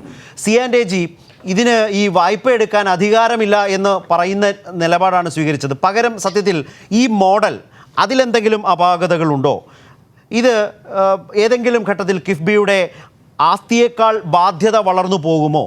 സത്യത്തിൽ ഇതൊക്കെയല്ലേ ഏറ്റവും പ്രധാനപ്പെട്ട ഓഡിറ്റിംഗ് ഏജൻസി എന്ന നിലയിൽ C&AG പറയേണ്ടത്. പക്ഷേ അതേക്കുറിച്ചൊന്നും അവർ ഒരു പരിശോധനയും നടത്തിയിട്ടില്ല. നമ്മുടെ നാട്ടിലേക്ക് നോക്കിയാൽ ഈ ഒരുപാട് പ്രാരാബ്ധങ്ങൾക്ക് നടുവിലും ക്ഷേമ പെൻഷനുകൾ തടസ്സപ്പെടുന്നില്ല, കോവിഡ് കാലത്ത് അതുമായി ബന്ധപ്പെട്ട പ്രവർത്തനങ്ങൾ തടസ്സപ്പെടുന്നില്ല, ട്രഷറി ബാൻ ഇല്ല, അത്തരം കാര്യങ്ങൾ ഒരു ഭാഗത്ത്. ഈ 88 ലക്ഷം കുടുംബങ്ങൾക്കുള്ള ഭക്ഷ്യക്കിറ്റ് അത് APL BPL വ്യത്യാസമില്ലാതെ എത്രയോ മാസങ്ങളായി വീടുകളിൽ എത്തിക്കൊണ്ടിരിക്കുന്നു. ഡിസംബറിൽ ക്രിസ്മസ് കാലത്തും എത്താൻ പോകുന്നു. മാസങ്ങൾ തുടർച്ചയായി ഈ പ്രവർത്തനങ്ങളെല്ലാം നടക്കുമ്പോൾ കിഫ്ബിയിലൂടെ വികസനത്തിൻ്റെ ഈ അടിസ്ഥാന സൗകര്യ വികസനത്തിൻ്റെ കൃത്യതയാർന്ന പ്രവർത്തനം സമയബന്ധിതമായി താങ്കൾ നേരത്തെ പറഞ്ഞല്ലോ, ഡിസംബറിൽ പൂർത്തിയാകുന്ന 2 വലിയ മേൽപ്പാലങ്ങൾ അടക്കം ഇതാണ് ഇതിൻ്റെ ഒരു കോമ്പിനേഷൻ കേരളം കണ്ടുകൊണ്ടിരിക്കുന്നത്. അവിടെയാണ് ഈ തെരഞ്ഞെടുപ്പ് കാലത്തിൻ്റെതായ സഹജമായ ചില തർക്കങ്ങൾ രൂപപ്പെട്ട് നമ്മൾ ഈ സമയം ഇങ്ങനെ ഇതുമായി ബന്ധപ്പെട്ട ചർച്ചയ്ക്ക് കളഞ്ഞുകൊണ്ടുമിരിക്കുന്നത്. കിഫ്ബിയുടെ ഘടന, അതിൻ്റെ ബാധ്യത, അതിൻ്റെ സാധ്യത, അതിൻ്റെ ഒരു സാമ്പത്തികാര്യ മാധ്യമ പ്രവർത്തകൻ എന്ന നിലയിൽ കൂടി ആ മോഡലിനെ, ഈ തർക്കങ്ങളൊക്കെ രാഷ്ട്രീയ തർക്കങ്ങൾക്കിടയിൽ താങ്കൾ പ്ലേസ് ചെയ്യുന്നത് എങ്ങനെയാണ് ശ്രീ ജോർജ് ജോസഫ്? ശരത്തെ, അത് ഒരു അല്പ സമയം എനിക്ക് തരണമെന്നുള്ള ആദ്യമേ തന്നെ ഒരു അഭ്യർത്ഥനയുണ്ട്. നേരത്തെ പറഞ്ഞ പോലുള്ള സാങ്കേതിക പ്രശ്നങ്ങളും പിന്നെ ഒട്ടേറെ കാര്യങ്ങൾ ഇവിടെ ഉന്നയിക്കപ്പെട്ടിരിക്കുകയാണ്, അതിലും കൂടി ഇടപെടാം അടക്കമുള്ള കാര്യങ്ങൾ. അതായത് ഒന്ന്, നേരത്തെ നമ്മൾ ഈ ചർച്ചയിൽ പറഞ്ഞൊരു കാര്യം യെസ് ബാങ്കിന്റെ നിക്ഷേപത്തെ കുറിച്ചാണ്. അതായത് യെസ് ബാങ്ക് എന്ന് പറയുന്നത് ഒരു സ്വകാര്യ ബാങ്കാണ്, അതിൽ യാതൊരു സംശയമില്ല. ഒരു കോർപ്പറേറ്റ് സ്ഥാപനത്തിന് ഒരു മിക്കവാറും എല്ലാ ബാങ്കുകളിലും അക്കൗണ്ടുകളും നിക്ഷേപങ്ങളും ഉണ്ടായിരിക്കുക സ്വാഭാവികമാണ്. അതിനെ സംബന്ധിച്ചിടത്തോളം ഒരു ബാങ്കിന്റെ SBI എന്ന് പറയുന്ന അല്ലെങ്കിൽ നാഷണലൈസ്ഡ് ആയിട്ടുള്ള ഒന്നോ രണ്ടോ ബാങ്കുകളെ മാത്രം ഡിപ്പെൻഡ് ചെയ്തുകൊണ്ട് പോകാൻ കഴിയില്ല. പിന്നെ യെസ് ബാങ്കിൽ ഒന്ന് പണം നിക്ഷേപിച്ചപ്പോൾ പറഞ്ഞിട്ടുള്ള ഒരു കാര്യം എന്താണെന്ന് വെച്ചാൽ, യെസ് ബാങ്ക് അന്ന് കുറച്ച് ഒരു പലിശ കൂടുതൽ കൊടുത്തിരുന്നു എന്നുള്ളതാണ് അതിനകത്തുള്ള കാതലായിട്ടുള്ള ഒരു വശം എന്ന് പറയുന്നത്. മറ്റൊരു കാര്യം, യെസ് ബാങ്ക് എന്ന് പറയുന്ന ഒരു ബാങ്ക് ഇന്നും നിലനിൽക്കുന്നുണ്ട്, അത് ഇന്നുമുള്ള ഒരു ബാങ്കാണ്. അപ്പൊ സ്വകാര്യ മേഖലയിൽ ഇന്ത്യയിൽ പ്രവർത്തിക്കുന്ന ബാങ്കുകൾ നിയമാനുസൃതം റിസർവ് ബാങ്കിന്റെ ലൈസൻസ് എടുത്ത് പ്രവർത്തിക്കുന്ന ഒരു സ്ഥാപനമാണ്. അവിടെ ഒരു കിഫ്ബി പോലുള്ള ഒരു കോർപ്പറേറ്റ് ബോഡിയെ സംബന്ധിച്ചിടത്തോളം അവരുടെ ഫണ്ട്, അവരുടെ കൈവശം വരുന്ന 2500 കോടി രൂപ 3000 കോടി രൂപ ഏതെങ്കിലും രീതിയിൽ സോഴ്സിലുള്ള വരുന്ന ഫണ്ടുകൾ അന്ന് തന്നെ അവർക്ക് ഇൻഫ്രാസ്ട്രക്ചർ പ്രോജക്റ്റുകൾക്കോ മറ്റേതെങ്കിലും പ്രോജക്റ്റുകൾക്കോ ചെലവഴിക്കാൻ കഴിയില്ല. നേരത്തെ പറഞ്ഞതുപോലെ അവർ വലിയ പലിശയ്ക്ക് 9.75% പലിശയ്ക്ക് എടുത്തിട്ടുള്ള പണമാണ്, അല്ലെങ്കിൽ വേറെ ഏതെങ്കിലും രീതിയിൽ പലിശയ്ക്ക് എടുത്തിട്ടുള്ള പണമാണ്. അപ്പൊ ആ പലിശ കൊടുക്കുമ്പോൾ അതിന്റെ നഷ്ടസാധ്യത കുറയ്ക്കുന്നതിനുള്ള ഉത്തരവാദിത്വം അവർക്കുണ്ട്. അതുകൊണ്ട് ആ ലാഗ്, ആ ജസ്റ്റേഷൻ പീരീഡ് മറികടക്കുന്നതിന് വേണ്ടി അത് ഏതെങ്കിലും ബാങ്കിലോ ഏതെങ്കിലും ഇൻസ്ട്രുമെന്റിലോ നിക്ഷേപിച്ച് വെക്കുക എന്നുള്ളത് ഒരു ബിസിനസ് സ്ഥാപനത്തെ സംബന്ധിച്ചിടത്തോളം, ഒരു കോർപ്പറേറ്റ് സ്ഥാപനത്തെ സംബന്ധിച്ചിടത്തോളം കരണീയമായിട്ടുള്ള ഒരു കാര്യമാണ്. അവിടെ യെസ് ബാങ്കിന്റെ കാര്യത്തിൽ ഒരു പക്ഷെ അവർക്ക് അല്പം പലിശ കൂടുതൽ കിട്ടും എന്നുള്ളൊരു ഉപദേശം, അതിലൊരു സാങ്കേതിക സമിതി ഉണ്ടായിരുന്നു എന്നാണ് ഞാൻ മനസ്സിലാക്കുന്നത്. ഇവിടെ നമ്മൾ കാണേണ്ട ഒരു കാര്യം, എപ്പോഴും കൂടിയ പലിശയ്ക്ക് വായ്പ എടുത്തിട്ട് കുറഞ്ഞ പലിശയ്ക്ക് നിക്ഷേപിച്ചു എന്ന് പറഞ്ഞൊരു ആക്ഷേപം പറഞ്ഞു. വായ്പയുടെ പലിശ എപ്പോഴും ഉയർന്നിരിക്കും, നിക്ഷേപത്തിന്റെ പലിശ കുറവായിരിക്കും എന്നുള്ളത് ബാങ്കിങ്ങിലെ അടിസ്ഥാനപരമായ വായ്പയ്ക്ക് പലിശ കൂടുതലായിരിക്കും, അതിൽ യാതൊരു സംശയമില്ല. ആ അടിസ്ഥാനപരമായ പ്രിൻസിപ്പിളിന്റെ അടിസ്ഥാനത്തിൽ അവർ നഷ്ടസാധ്യത 9.78% പലിശ കൊടുക്കുമ്പോൾ 7.5% പലിശ കിട്ടിയാൽ ആ നഷ്ടത്തിന്റെ സാധ്യത, രജിസ്ട്രേഷൻ പീരീഡിലുള്ള നഷ്ടത്തിന്റെ സാധ്യത കുറയ്ക്കുക എന്നുള്ളൊരു കാര്യമാണ് അവിടെ സാങ്കേതികമായി അത് പരിശോധിച്ച് ചെയ്തത്. യെസ് ബാങ്ക് പ്രതിസന്ധിയിലേക്ക് പോകുന്ന ഘട്ടത്തിന് മുമ്പ് തന്നെ അവർ അത് മനസ്സിലാക്കി ഈ പറഞ്ഞ പോലെ ആ പൈസ വിഡ്രോ ചെയ്യുന്നതിനും അവർക്ക് കഴിഞ്ഞു എന്നുള്ളത് ഒരു പ്രധാന കാര്യമാണ്. മറ്റൊരു കാര്യം, അടുത്തൊരു പ്രധാന പ്രശ്നം എന്ന് പറയുന്നത് മസാല ബോർഡിനെ കുറിച്ചാണ്. മസാല ബോർഡിന് ലീഗൽ സാങ്ക്ടിറ്റി ഇല്ല അത് എന്ന് പറയുന്നു. റിസർവ് ബാങ്ക് അനുമതി കൊടുത്തിട്ടുണ്ട് എന്നുള്ളത് തന്നെയല്ല അതിന്റെ തെളിവ്. അങ്ങനെയാണെങ്കിൽ ഈ മസാല ബോർഡിന് എങ്ങനെയാണ് കിഫ്ബിക്ക് പോകാൻ കഴിയുക? അനുമതി കൊടുത്തിട്ടില്ല, ഒരു തരത്തിലുള്ള അനുമതിയും അല്ലെങ്കിൽ ഭരണഘടനാപരമായിട്ടുള്ള ലംഘനം. അങ്ങനെയാണെങ്കിൽ റിസർവ് ബാങ്ക് പരിശോധിച്ച് കൊടുത്തത് തന്നെ തെറ്റല്ലേ? അങ്ങനെയാണെങ്കിൽ റിസർവ് ബാങ്ക് അല്ലേ ആ ഭരണഘടനാപരമായ ഉത്തരവാദിത്വം നിർവഹിക്കാതെ പോയി? വീണ്ടും ശ്രീ ജോർജ് ജോസഫിൻ്റെ ലൈൻ കട്ടായിരിക്കുകയാണ്. ഞാൻ അദ്ദേഹത്തിലേക്ക് വീണ്ടും ചർച്ചയുടെ ഒരു അവസാന ഘട്ടത്തിലാണ് വരാൻ കഴിയും എന്ന് പ്രതീക്ഷിക്കുന്നു. ഏതായാലും ഇവിടെ ഒരു പ്രധാനപ്പെട്ട കാര്യം, ശ്രീ ശിവദാസ് നായർ നേരത്തെ താങ്കളും പറഞ്ഞു വന്നപ്പോഴാണ് കട്ടായി പോയത്. കെ ഫോണിനെ കുറിച്ച് ഇടയ്ക്ക് പറഞ്ഞ വിവരങ്ങൾ കൂടി എൻ്റെ മുമ്പിലേക്ക് വന്നത് കണ്ടത്. ഈ 50,000 കിലോമീറ്റർ ദൂരം ഫൈബർ വലിച്ച് കണക്ഷൻ നൽകുന്നതിന് വേണ്ടിയായിരുന്നു ആദ്യഘട്ടത്തിൽ 1170 കോടി രൂപ നിശ്ചയിച്ച് ടെൻഡർ നൽകിയത്. എന്നാൽ ടെൻഡർ ഏറ്റെടുത്ത കേന്ദ്ര സർക്കാർ സ്ഥാപനമായ ഭാരത് ഇലക്ട്രോണിക്സ് ലിമിറ്റഡ് ബെൽ പദ്ധതി റീഡിസൈൻ ചെയ്തതോടെ ദൂരപരിധി 20,000 കിലോമീറ്ററോളം ലാഭിക്കാനായി. ഇതിനെ തുടർന്നാണ് 1170 കോടി രൂപയിൽ നിന്ന് 820 കോടി രൂപയായി കുറയ്ക്കാൻ കഴിഞ്ഞത്. കേന്ദ്ര സ്ഥാപനമായ ബെല്ല് ആ പദ്ധതി ടെൻഡറിലൂടെ ഏറ്റെടുത്തതുമായി ബന്ധപ്പെട്ട് വന്ന ഒരു വിവരം ഞാൻ നേരത്തെ ഇടയിലൊരു തർക്കം വന്നതുകൊണ്ട് അതൊന്ന് പറഞ്ഞു എന്നും മാത്രം. ഇവിടെ ഈ പറഞ്ഞതുപോലെ നിക്ഷേപത്തിനും അതുപോലെ തന്നെ വായ്പയ്ക്കുമൊക്കെയുള്ള പലിശകളുടെ വ്യത്യാസമൊക്കെ സാധാരണഗതിക്ക് നമ്മൾക്കറിയാവുന്നതാണ്. ഞാൻ അദ്ദേഹത്തോട് പറഞ്ഞല്ലേ, ഇവിടെ ട്രഷറി ബാൻ ഇല്ല, സാമ്പത്തികമായി പ്രതിസന്ധി. ശ്രീ ജോർജ് ജോസഫ് ലൈനിലുണ്ടോ? കേൾക്കാമോ? ഉണ്ട്. യെസ്, എങ്കിൽ ആ പറഞ്ഞൊന്ന് ഒന്ന് പൂർത്തിയായിക്കോളൂ. അതെ തീർച്ചയായിട്ടും. അപ്പൊ അതുകൊണ്ട് ഇവിടെ റിസർവ് ബാങ്കിന്റെ അനുമതി, ഞാൻ നേരത്തെ പറഞ്ഞ CDPQ എന്ന് പറയുന്ന സ്ഥാപനം 2500 കോടി രൂപ ഇൻവെസ്റ്റ് ചെയ്തിട്ടുണ്ട്. ഒരു സ്ഥാപനം ഇവിടെ കൊണ്ടുവന്ന്, വിദേശത്തെ ഒരു സ്ഥാപനം നമ്മുടെ രാജ്യത്ത് നിക്ഷേപം നടത്തുമ്പോൾ ആ സ്ഥാപനത്തെ സംബന്ധിച്ചിടത്തോളം സകല വിധത്തിലുള്ള ലീഗൽ പരിശോധനകൾ. സിമ്പിളായിട്ട് ഞാൻ ശരത്തിനോടൊരു കാര്യം പറയാം.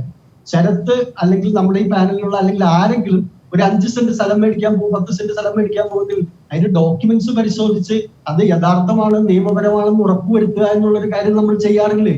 തീർച്ചയായിട്ടും ആ CDPQ എന്ന കമ്പനി 2500 കോടി രൂപ ഇൻവെസ്റ്റ് ചെയ്യുമ്പോൾ അവർ റിസർവ് ബാങ്കിന്റെ അനുമതി ഉണ്ടോ, ഇതൊന്നും ഇല്ലാതെ പരിശോധിച്ച് ശരി എന്നാ ഒരു കാര്യം ചെയ്യും, ഡോക്ടർ തോമസ് ഐസക്കിന് കുറച്ച് കാശിരിക്കട്ടെ എന്ന് പറഞ്ഞുകൊണ്ട് 2500 കോടി രൂപ പോക്കറ്റിലിട്ട് കൊടുത്തിട്ട് പോവുകയാണ് ചെയ്തത്.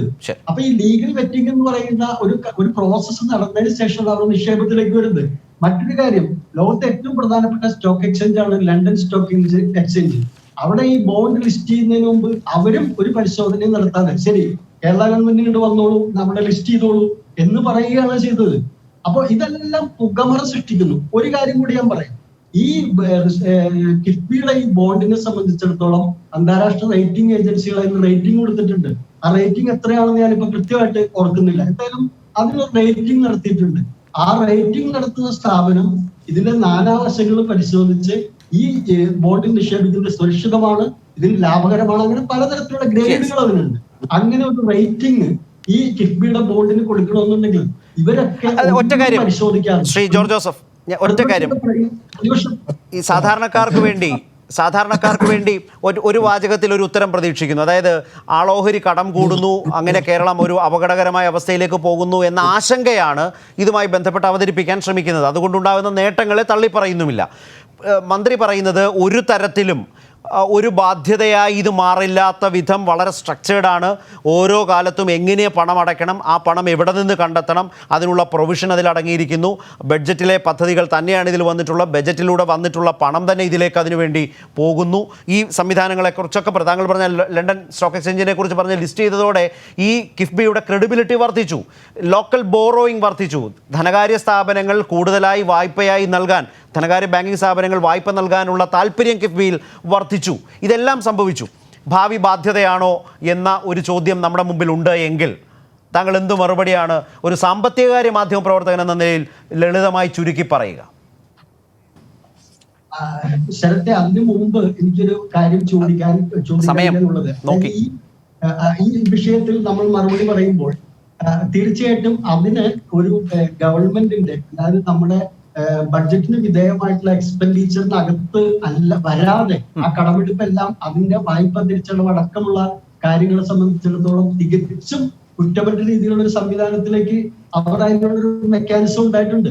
ചരിത്ര ഇതിൽ ഞാൻ പറഞ്ഞ പല പോംവഴികളിൽ ഒന്നാണ് ഈ പറയുന്ന, പല വഴികളിൽ ഒന്നാണ് മസാല ബോണ്ട്. ഇതെല്ലാം നമുക്ക് വേറൊരു കാര്യം, KSFE-യിലൂടെയുള്ള വിദേശത്തു നിന്നുള്ള ചിട്ടി, NRI ചിട്ടി അടക്കമുള്ള കാര്യങ്ങളിലൂടെ ഫണ്ട് സമാഹരിക്കുന്നതിനെ കുറിച്ച് നമുക്കറിയാം. അപ്പൊ ഇതൊന്നും തന്നെ വേറൊരു രീതിയിൽ ഇതിന്റെ തിരിച്ചടവ് ഉറപ്പുവരുത്തുന്നതിനുള്ള ഒരു മെക്കാനിസം കൃത്യമായി അതിനകത്ത് ഉറപ്പുവരുത്തിയിരിക്കുന്നു എന്നുള്ളതാണ് ഇതിന്റെ ഏറ്റവും വലിയ പ്രത്യേകത. അതുകൊണ്ട് ആളോഹരി കടം കൂടുന്നു എന്ന് പറയുന്നത് തീർച്ചയായിട്ടും വേറെ പല കാര്യങ്ങളുണ്ട്. ഞാൻ നേരത്തെ ചൂണ്ടിക്കാണിച്ചു ശരത്തിന്റെ അടുത്ത് നമ്മുടെ ശ്രീ ജോർജ് ജോസഫ്, നമ്മുടെ സമയം അതിൻ്റെ അവസാന മിനിറ്റുകളിൽ നിൽക്കുന്നുകൊണ്ടാണ്. താങ്കൾ പറഞ്ഞ വളരെ പ്രസക്തമായ ചില കാര്യങ്ങൾ ഇക്കാര്യത്തിലുണ്ട്. ആളോഹരി കടം കൂടുന്നു എന്ന നിലയിലേക്കുള്ള ആശങ്കാജനകമായ ഒരു ചിത്രമല്ല വരച്ചിടേണ്ടത്. അടിസ്ഥാന സൗകര്യ വികസനം വർദ്ധിക്കുന്നു, അതിൻ്റെ തിരിച്ചടവിന് അതിൻ്റേതായ ഒരു മെക്കാനിസം കിഫ്ബി മുന്നോട്ട് കൊണ്ടുപോകുന്നു എന്ന് പറഞ്ഞ സാഹചര്യം. ഇവിടെ കെ രാഗേഷ്, ഒരുപക്ഷെ ഈ വിവാദമൊക്കെ രൂപപ്പെടുന്നുവെങ്കിലും കിഫ്ബി ഒരു തെരഞ്ഞെടുപ്പ് കാലത്ത് കിഫ്ബിയുടെ സാധ്യതകളും നേട്ടങ്ങളും വികസന പശ്ചാത്തലവും, ഇപ്പോൾ പ്രതിപക്ഷം സ്വാഭാവികമായും അതായിരിക്കില്ല ആഗ്രഹിക്കുന്നത്, പക്ഷേ എങ്കിലും അതടക്കം ആളുകൾക്ക് കണ്ട് ബോധ്യപ്പെടാനും വിലയിരുത്താനും കഴിയുന്ന ഒരു സാഹചര്യം രൂപപ്പെടുന്നില്ല. ഇപ്പോൾ മാധ്യമങ്ങളെക്കുറിച്ചൊരു വിമർശനം നിങ്ങൾക്കുണ്ടാകാം, പ്രതിപക്ഷത്തിൻ്റെ താല്പര്യത്തെക്കുറിച്ച് വിമർശനം ഉണ്ടാകാം, പക്ഷേ ജനങ്ങൾക്ക് മുമ്പിൽ കുറച്ചുകൂടി കാര്യങ്ങൾ മനസ്സിലാക്കാനൊരു അവസരം ഈ തെരഞ്ഞെടുപ്പ് കാലത്ത് ഇത് ഉപകരിക്കുമോ? ഇല്ല, കൺട്രോളർ CAG BJP-യുടെ നേതൃത്വം പറയുന്ന കാര്യങ്ങൾ അതേപടി ഈ റിപ്പോർട്ടിൽ എഴുതി വെച്ചതാണെന്ന് വളരെ വ്യക്തമാണ്. CAG GC മുർമു, അദ്ദേഹത്തെക്കുറിച്ച് ദേശീയ ദിനപത്രങ്ങളിൽ വന്നിട്ടുള്ള ഒരു വാർത്ത ഞാനിവിടെ വായിക്കാം. Trusted Modi Shah aid G.C. Murmu, now JK Jammu and Kashmir's first Lieutenant General has a controversial record. എന്താ അദ്ദേഹത്തിൻ്റെ റെക്കോർഡ് എന്നറിയൂ? അതായത് തെഹൽക്ക ഒരു വെളിപ്പെടുത്തൽ നടത്തുകയുണ്ടായി, ഒരു റെക്കോർഡിംഗ് സഹിതം. G.C. മുർമു നടത്തുന്ന സംഭാഷണം ഇസ്രാത്ത് ജഹാൻ വ്യാജ ഏറ്റുമുട്ടൽ കേസിൽ എങ്ങനെയാണ് അമിത്ഷയ്ക്ക് രക്ഷപ്പെടാൻ വേണ്ടിയുള്ള വഴി എന്താണ് എന്ന് അദ്ദേഹം സംസാരിക്കുന്നതിൻ്റെ റെക്കോർഡ് തെഹൽക്ക പുറത്തുവിട്ടതാണ്. അങ്ങനെ അമിത്ഷായുടെയും നരേന്ദ്രമോദിയുടെയും അങ്ങേയറ്റത്തെ വിശ്വസ്തനാണ് ഇദ്ദേഹം. അദ്ദേഹത്തെ ജമ്മു കാശ്മീരിൻ്റെ ലഫ്റ്റനന്റ് ജനറലായിട്ട് നിയമിച്ചു. ആ കോൺട്രവേഴ്സ്യൽ ആയിട്ടുള്ള ഇഷ്യൂ മുഴുവൻ നടക്കുന്ന സമയത്ത് ലഫ്റ്റനന്റ് ജനറൽ ഒരു RSSകാരനെ അവിടെ നിശ്ചയിച്ചതിന് സമാനമായിരുന്നു. അദ്ദേഹത്തെ പിന്നീട് CAG റിട്ടയർ ചെയ്യാൻ വേണ്ടി പോകുന്നതിൻ്റെ തൊട്ട് മുമ്പത്തെ ദിവസമാണ് അദ്ദേഹത്തെ CAG ആയിട്ട് അപ്പോയിന്റ് ചെയ്തിട്ടുള്ളത്. അപ്പോൾ അങ്ങനെ BJPയുടെ വിശ്വസ്തനായിട്ട് നമ്മുടെ രാജ്യത്തിൻ്റെ ചരിത്രത്തിൽ ഇതുവരെ ഇമാതിരി ഒരു അവസ്ഥ ഉണ്ടായിട്ടില്ല. നമ്മുടെ സ്വതന്ത്രമായിട്ടുള്ള ഭരണഘടനാ സ്ഥാപനങ്ങൾ, ആ ഭരണഘടനാ സ്ഥാപനങ്ങളിൽ സംഘ അനുകൂലികളെ കുത്തി കയറ്റിക്കൊണ്ട് തിരികെ കയറ്റിക്കൊണ്ട് ചെയ്യുന്ന തോന്നിവാസങ്ങൾ, ആ തോന്നിവാസത്തിൻ്റെ ഏറ്റവും പ്രകടമായിട്ടുള്ള ഉദാഹരണമാണ് ഇപ്പോൾ കേരളത്തിൽ നടക്കുന്നത്. കേരളത്തിലെ ജനങ്ങൾക്കറിയാം ഇവിടെ നടന്നുകൊണ്ടിരിക്കുന്ന വികസനം എന്താണെന്ന്. കേരളത്തിലെ ജനങ്ങൾ കണ്ട് തൊട്ടറിഞ്ഞിരിക്കുകയാണ്. അങ്ങനെ നടക്കുമ്പോൾ കേന്ദ്ര ഗവൺമെൻറ് രാഷ്ട്രീയ താല്പര്യം വെച്ചുകൊണ്ട് ഇങ്ങനെ ഇടപെടുമ്പോൾ ചെന്നിത്തലയും കൂട്ടരും അതിൻ്റെ കൂടെ നിന്ന് അതിന് ഐലേസ പാടുന്ന പണിയാണ് ചെയ്തുകൊണ്ടിരിക്കുന്നത്. ഞാൻ ഒരു നിമിഷം രാകേഷ് 8:57 നമ്മുടെ അവസാന മിനിറ്റിലേക്ക് എത്തുന്നതുകൊണ്ടാണ് ഞാൻ ഒരു നിമിഷം താങ്കളിലേക്ക് മടങ്ങി വരണമെങ്കിൽ വരാവുന്നതാണ്. കാരണം ഇടയിൽ നമ്മൾക്ക് ലൈൻ കട്ടായി പോയതാണ്. ശ്രീ ശിവദാസ് നായർ, അവസാനമായി ഇതിലൊരു കമൻറ്റ്. ഈ വിമർശനം ഇവിടെ ഉന്നയിക്കുമ്പോൾ തന്നെ ഡൽഹിയിലെ CNDGയുമായി ബന്ധപ്പെട്ട രാകേഷ് ഉന്നയിച്ച ദേശീയ തലത്തിലെ പ്രശ്നങ്ങൾ കോൺഗ്രസ് കാണാതിരിക്കുമോ? കേരളത്തിൽ നിന്നുകൊണ്ട് അതിനെയും നിങ്ങൾ വിമർശിക്കേണ്ടതല്ലേ? ഡൽഹിയിൽ ഇത്തരം ചില കളികൾ കേരളത്തിൻ്റെ പൊതു താല്പര്യത്തിനെതിരായി നടന്നിട്ടുണ്ട് എങ്കിൽ അതിനെതിരെ കൈകോർക്കാൻ UDFന് വിശേഷിച്ച് കോൺഗ്രസിന് മടിയുണ്ടോ കേരളത്തിൽ? ഇത് ഈ കോൺഗ്രസും BJP ബന്ധമൊക്കെ കുറെ കാലമായിട്ട് ഇങ്ങനെ വായ്ത്താരി അടിച്ചോണ്ടിരിക്കുക. ഇതൊരു വസ്തുതയാണ്. വലിയ ഇത് കുറെ കാലമായി CPM അടിക്കുന്നു. ഇത് തെരഞ്ഞെടുപ്പ് വരുമ്പോഴെല്ലാം ഇത് അടിക്കാറുണ്ട്. നാളെ തെരഞ്ഞെടുപ്പ് വന്നു കഴിഞ്ഞാലും ഇത് അടിക്കും. ആർക്കാണ് BJPയുമായിട്ട് ബന്ധം ഉണ്ടായിരുന്നതെന്നും ആർക്കാണ് BJP വളരുന്നതിൽ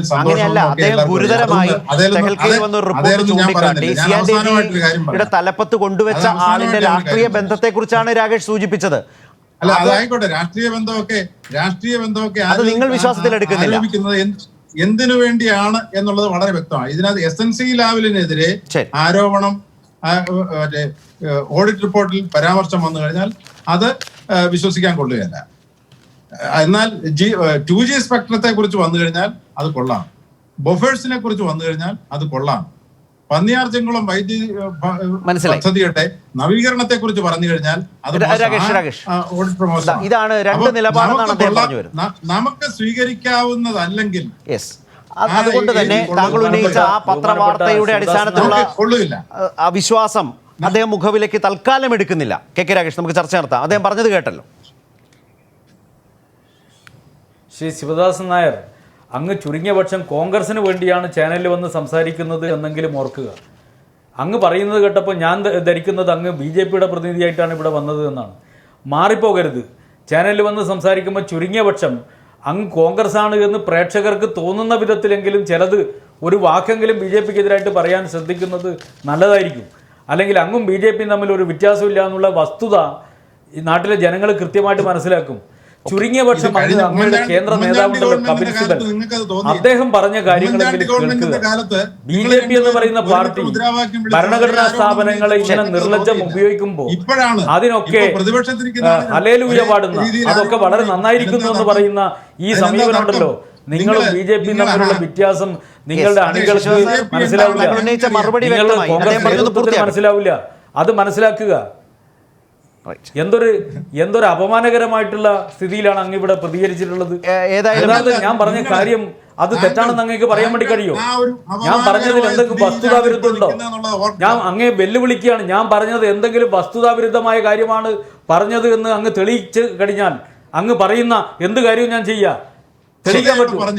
വസ്തുതയല്ലേ ഈ മുർമു എന്ന് പറയുന്ന ആള് അമിത്ഷായുടെയും അതുപോലെ നരേന്ദ്രമോദി അദ്ദേഹം മുഖ്യമന്ത്രിയായിരിക്കുന്ന നിങ്ങൾ എന്ത് വസ്തുതയാ പറഞ്ഞു? മുഖ്യമന്ത്രിയായിരിക്കുന്ന ഘട്ടത്തില് അദ്ദേഹത്തിന്റെ സ്വന്തം സെക്രട്ടറിയായി വർക്ക് ചെയ്ത ആളാണ്. അമിത്ഷായ്ക്ക് ഉപദേശം കൊടുത്ത ആളാണ് സംസാരിച്ചത്. പക്ഷേ ഞാനൊന്നും ഇടപെടാം, നമ്മുടെ സമയം തീരുന്നതുകൊണ്ടാണ്. കെ രാഗേഷ് ഉന്നയിച്ചത് CNDG-യുടെ തലപ്പത്തെ രാഷ്ട്രീയ താല്പര്യങ്ങളെക്കുറിച്ചാണ്. അതുമായി ബന്ധപ്പെട്ട് വന്ന പത്രവാർത്തകളെക്കുറിച്ചാണ് ചോദിച്ചത്. പക്ഷേ അതേക്കുറിച്ച് പ്രതികരിക്കാൻ താങ്കൾ തയ്യാറാകാതെ തന്നെ കേരളത്തിനകത്ത് നിന്നുകൊണ്ടുള്ള CPM വിരുദ്ധമായ ഒരു നിലപാടും വിമർശനവും ഉന്നയിക്കാനാണ് ശ്രീ ശിവദാസൻ നായർ കാര്യത്തിൽ ശ്രമിച്ചത്. പക്ഷേ ദേശീയ തലത്തിൽ CNDG-ക്ക് വന്നുകൊണ്ടിരിക്കുന്ന മാറ്റം അത് സംസ്ഥാനത്തിൻ്റെ വികസനത്തെ പോലും തടസ്സപ്പെടുത്തുന്ന നിലയിൽ ആസൂത്രിതമായി പ്രവർത്തിക്കുന്നു എന്നത് വിശദീകരിക്കാൻ വേണ്ടിയാണ് കെ രാഗേഷ് ഈ പ്രശ്നം ഉയർത്തിക്കാട്ടിയത്, ആ വിഷയം ഉയർത്തിക്കാട്ടിയത്, അദ്ദേഹത്തിൻ്റെ നിയമനവുമായി ബന്ധപ്പെട്ട പ്രശ്നങ്ങളെ ചൂണ്ടിക്കാട്ടിയത്. ഏതായാലും ചർച്ച അവസാനിക്കുന്ന ഒരു ഘട്ടത്തിൽ വളരെയധികം Shri George Joseph, Shri Sivadas Nair, Shri K Ragesh MP ഞങ്ങളുമായി സഹകരിച്ചതിനും അഭിപ്രായങ്ങൾ പങ്കുവച്ചതിനും നമസ്കാരം. ഇനി 9 PM കാണാം.